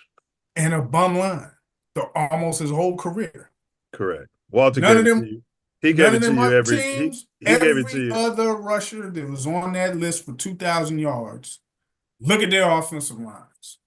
Yeah, All of them was like super duper offensive line. Walter gave it to you daily. Definitely Emmitt Smith's line. That's the point. Yeah. Adrian Peterson, Jamal Lewis, who was the Chris Johnson. All these guys, their lines were superb. And I was like looking, and Peyton's doing all of his stuff 70s, early 80s. Before he didn't get the line until like the Super Bowl year, and that was on the latter part of his career. 83, yeah. These guys were doing it with, I mean, like all pro lines. So I'm like, what if Peyton had an all pro line just one season while he's in his prime? But that was all the talk while Peyton was doing it. It was all the talk. That's where everybody saw them sweetness. Because they knew he had nobody blocking it, and he was doing the team's whole game plan was about stopping Walter Payton. Yeah, because he was that good with a bad line. And I think Jim Brown, he had a season, and I think that them fucking seasons he was in, I don't know if they were 12 games. Jim Brown didn't wear pads. You know how many yards these guys would run for if they played in today's NFL? With the stiff arming and you know how they'd be hurting these players, bro. Yeah, a lot of these guys wouldn't be in the league, be breaking their necks, bro. Like a forearm punch. Ain't that how Jim Brown said he used to with like a forearm punch to him? That Mark said, I'm not wearing no leg pads, bro. A running back. Yeah. Never had the knee injury either. Big thighs. Yeah. He's a horse. Yeah, he never hurt his knees. No. Never. Imagine Earl Campbell in today's league, bro. He was a horse. That dude, we're not gonna say what was in Cosell's heart, but boy, he's just a horse. He's look at that boy, he was getting it in, wasn't he? Those big thighs. Thighs on that. Is that like he was bred? All right, but go ahead. Your final. All right, that's your final words, man. We got to move on to AC. Yeah, I'm out, y'all. I'm out. Peace out. Can we get an FGB? I already gave you a bunch of them, man. You the one need to be saying it. The way you sitting up here co-signing for some ex-Packer coach, man. You need to get off of that. If he didn't run the 3-4, where you came from. If he didn't run the 3-4, I'd sit down with him. But since nah, we don't want him no way. He's a good coach. All right, Ace, go ahead. Hit me with your final words, bro. My final words won't be long. We've talked long enough today. Good win for the Bears. Hopefully, this extends us into an offseason with some organizational change starting tomorrow with a new general manager, and go ahead and get done with our coach search and start working on development of Caleb, our offense, and who's going to run our defense next year. Finding some offensive linemen, and shoring up our defensive line as well, either through free agency or through the draft. So yeah, we need a 3-tech. Yeah, well, we passed on that. We were smug and thought we had the inside information. We didn't get the inside information on the guy that was we're going to pay $30 million never to play a game, but we got inside information on the kid who's supposedly had a bad character, and now he's going to be an all-pro 2 years into the damn league. So I mean, the ball is snapped. He's running right up the gut like Tommy Harris, bro. He's busting up run play. He's busting up the whole play. We could have had that with your boy on the end, bro. We could have.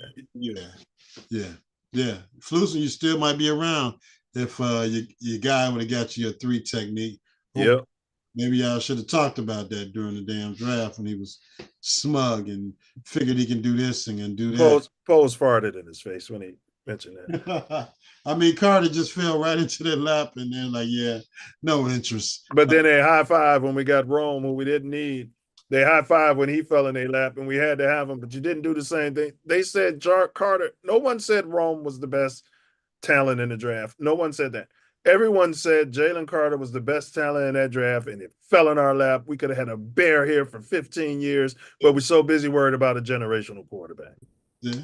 No, well, actually, they were so busy they were worried about the damn his character and culture and what happened in college, and instead of what happened on the field, and that he's going to go out there and wreck other teams' offenses and try and get to the quarterback and tear up run plays and yeah. That he could be an Aaron Donald potentially. Yeah. Now, if you had a player that had the potential to be an Aaron Donald, and you passed over him for a offensive lineman and getting another pick in the draft, yeah, fired. In your next position, your next job. We can go down the line of all the mistakes he's made with the 3rd round picks, the free agent picks. He had a good first draft. I mean, the last draft where all of these picks fell into place for him was being Caleb and Rome, or we could have traded that pick and got a couple more picks and got some linemen and center and picking Poles' damn golf caddy's son, who we knew wasn't ready to play football. It's not his golf caddy's son. You keep saying that up and meaning to clear that up for the people. I know it's his golf buddy. It's Flus's golf buddy, and the son used to caddy for him. So he actually drafted the former caddy. Yeah, same thing. Yeah. But he went to Yale, Princeton or something. Yeah. He can't play football in the NFL this year. They put him out there, even and it's not like he got put out there in week 1. But I know his family. He's got a good family. Yeah. Good character. Yeah. We need some nasty linemen. We need some nasty guards and some nasty tackles that's going to go out there and slap some damn defensive players around, or, do whatever they got to do to protect the damn quarterback instead of putting some nice guys out there, false start, holding, false start, holding. That's what we don't need. And that's Bear football. Yeah.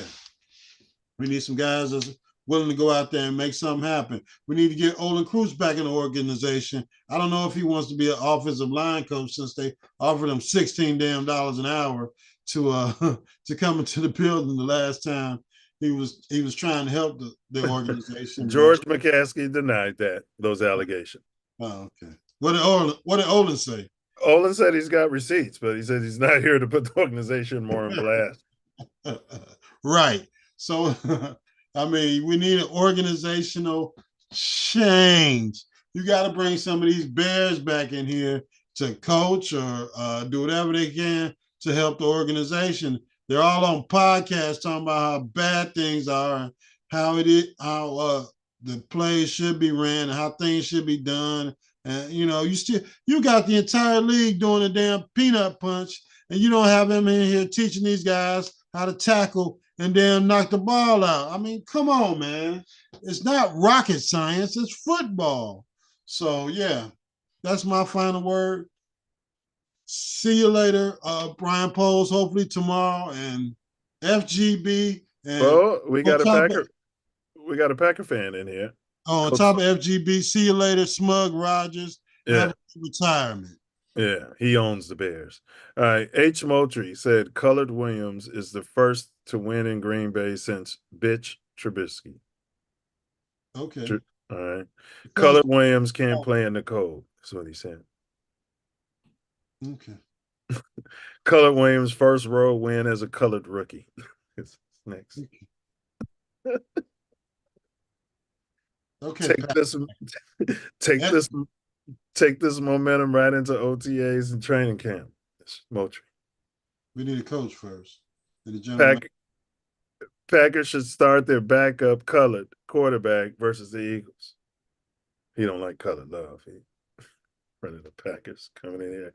Who does colored love think he is? Does he think he's Aaron Rodgers or Brent Favre? Yeah, you almost got him to the NFC Championship game. So, and then lastly, from the Packer fan, this intern coach should have the first interview with the Bears since he beat the Packers, the first colored since Lovey. Interesting. I don't know about that.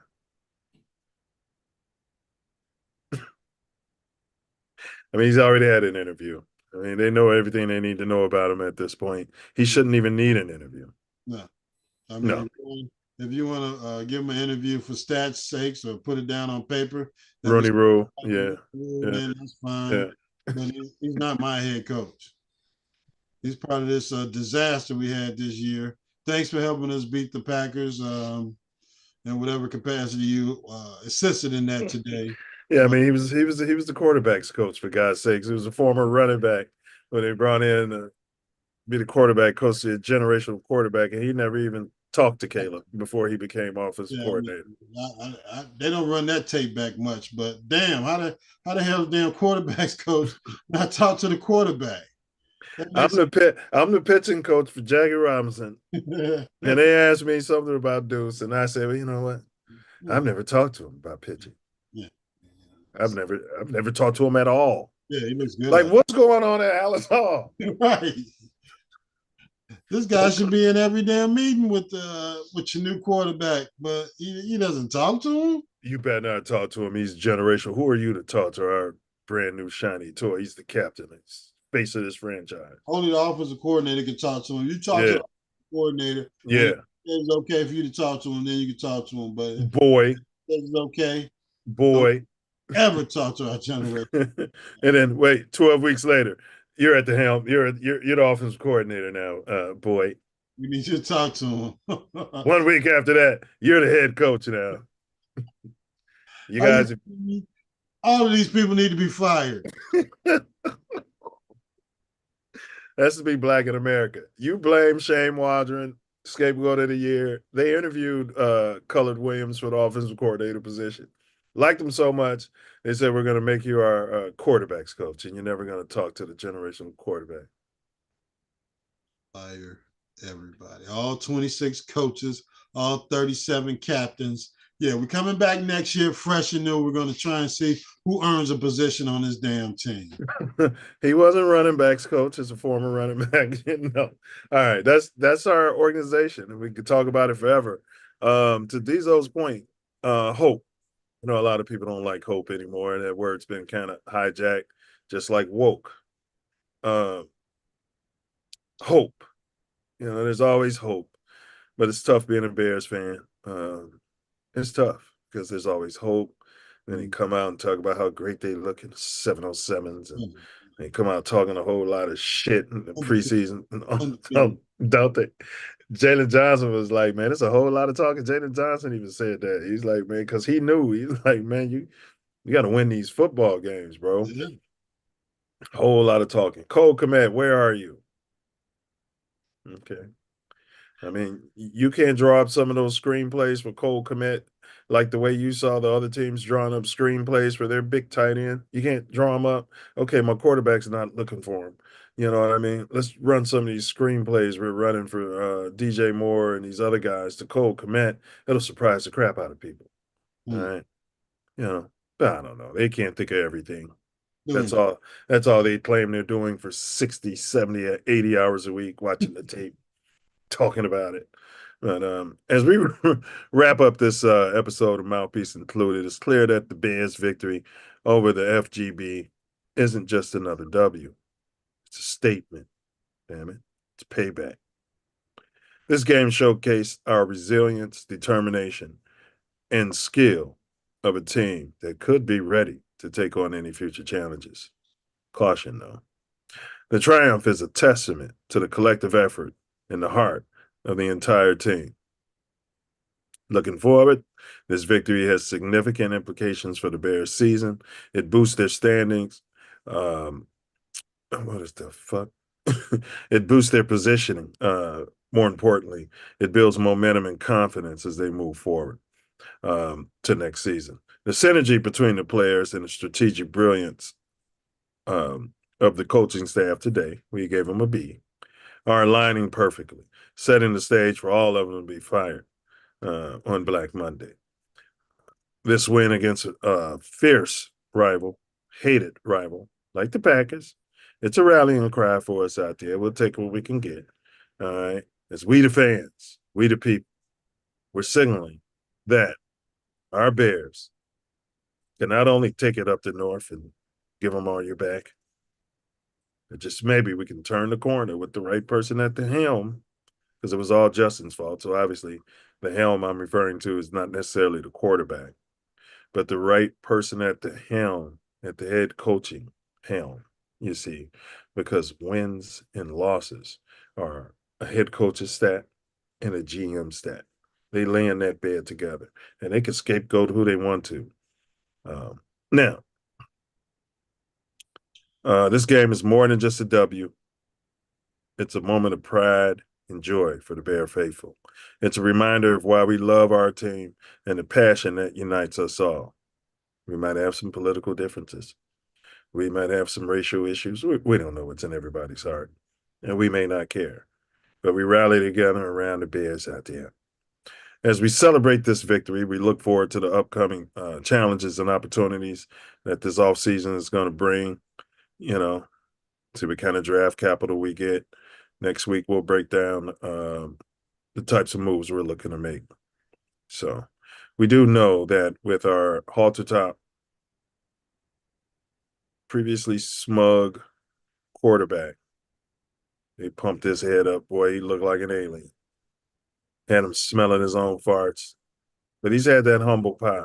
I thought he had it in week 1. I thought he had it by week 4. He was still coming out there, smugging it up. But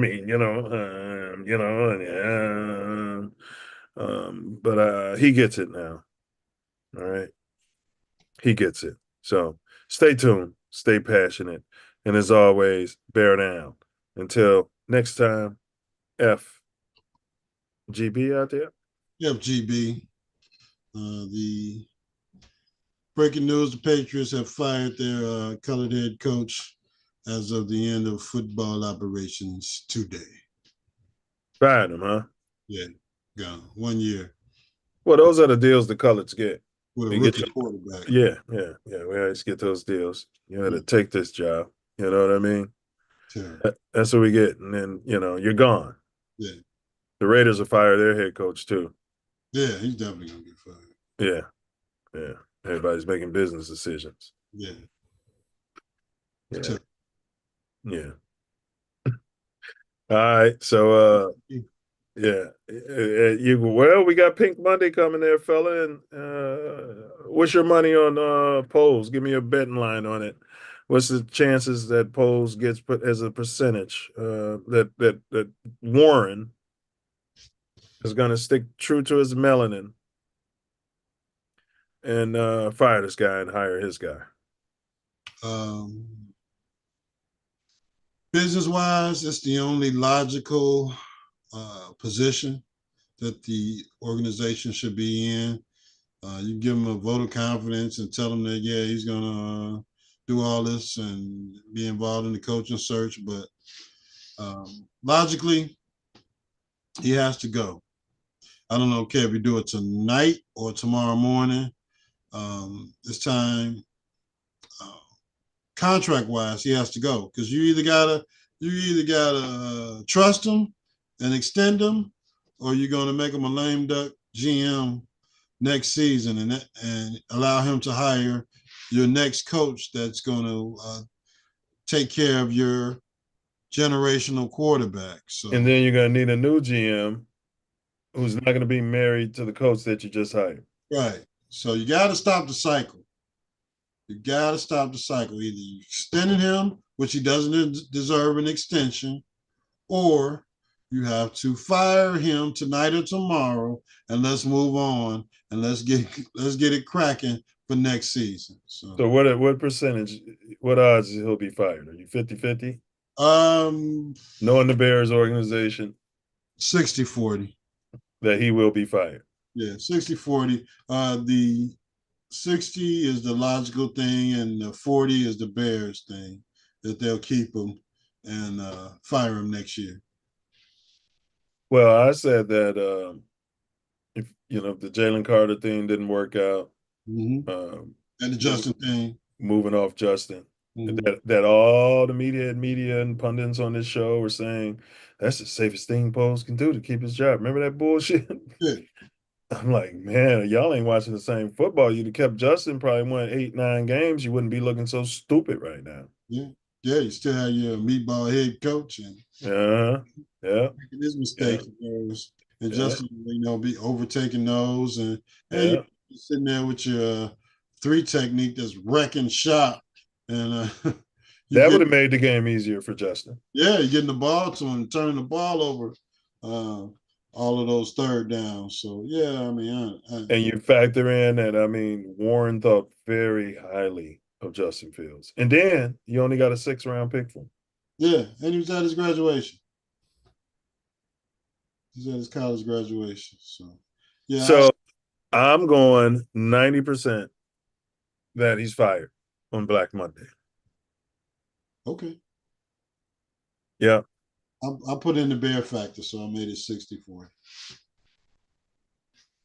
Yeah, I feel you. I feel you on that. I'm hoping Warren has the control that Warren has, and I hope that he had enough forethought to say, hey, when I got hired, I'm not just here to get this stadium, and this guy isn't my guy, but he seems to be doing okay. But you know what I mean?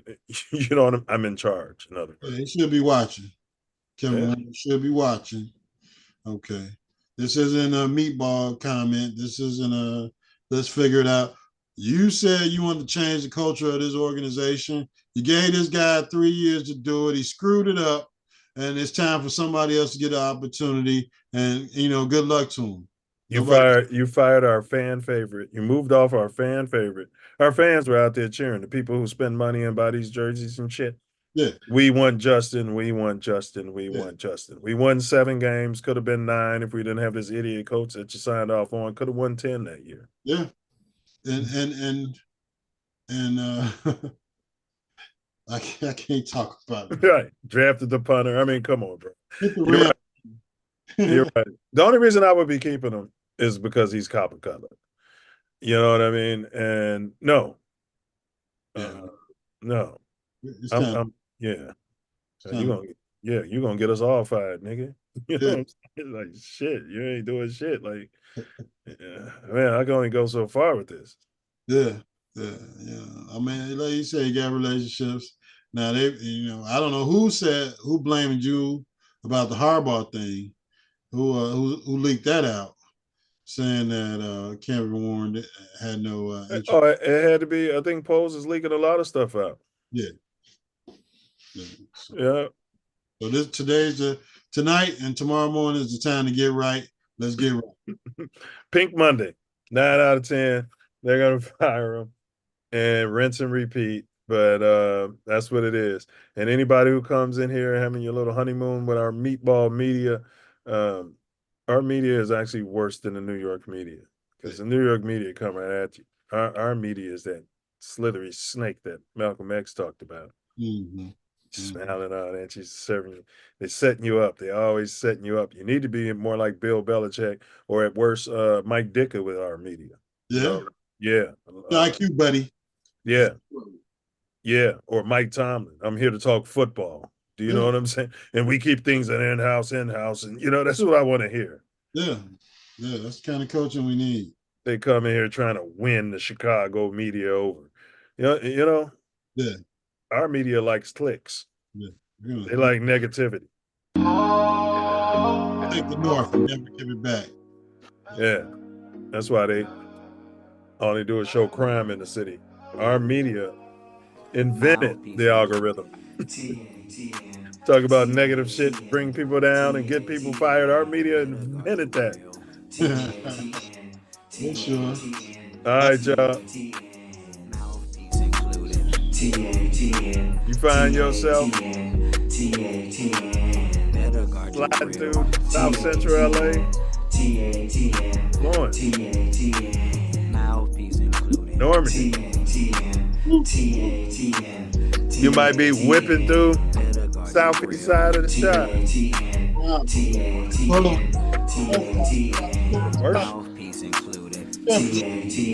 Avenue G. Better guard your grill. Better guard your grill. TATN.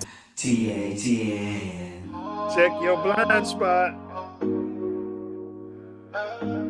Check your 6. Mouthpiece Guard your grill. TATN.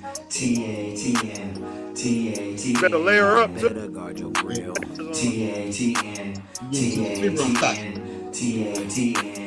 Mouthpiece Incl. Don't forget to. TATN. And don't forget to. Better guard your grill. And this is the Green Bay, y'all. Pack it back. Forget to bring your mouthpiece. Better guard your grill. TATN. Mouthpiece included. TATN.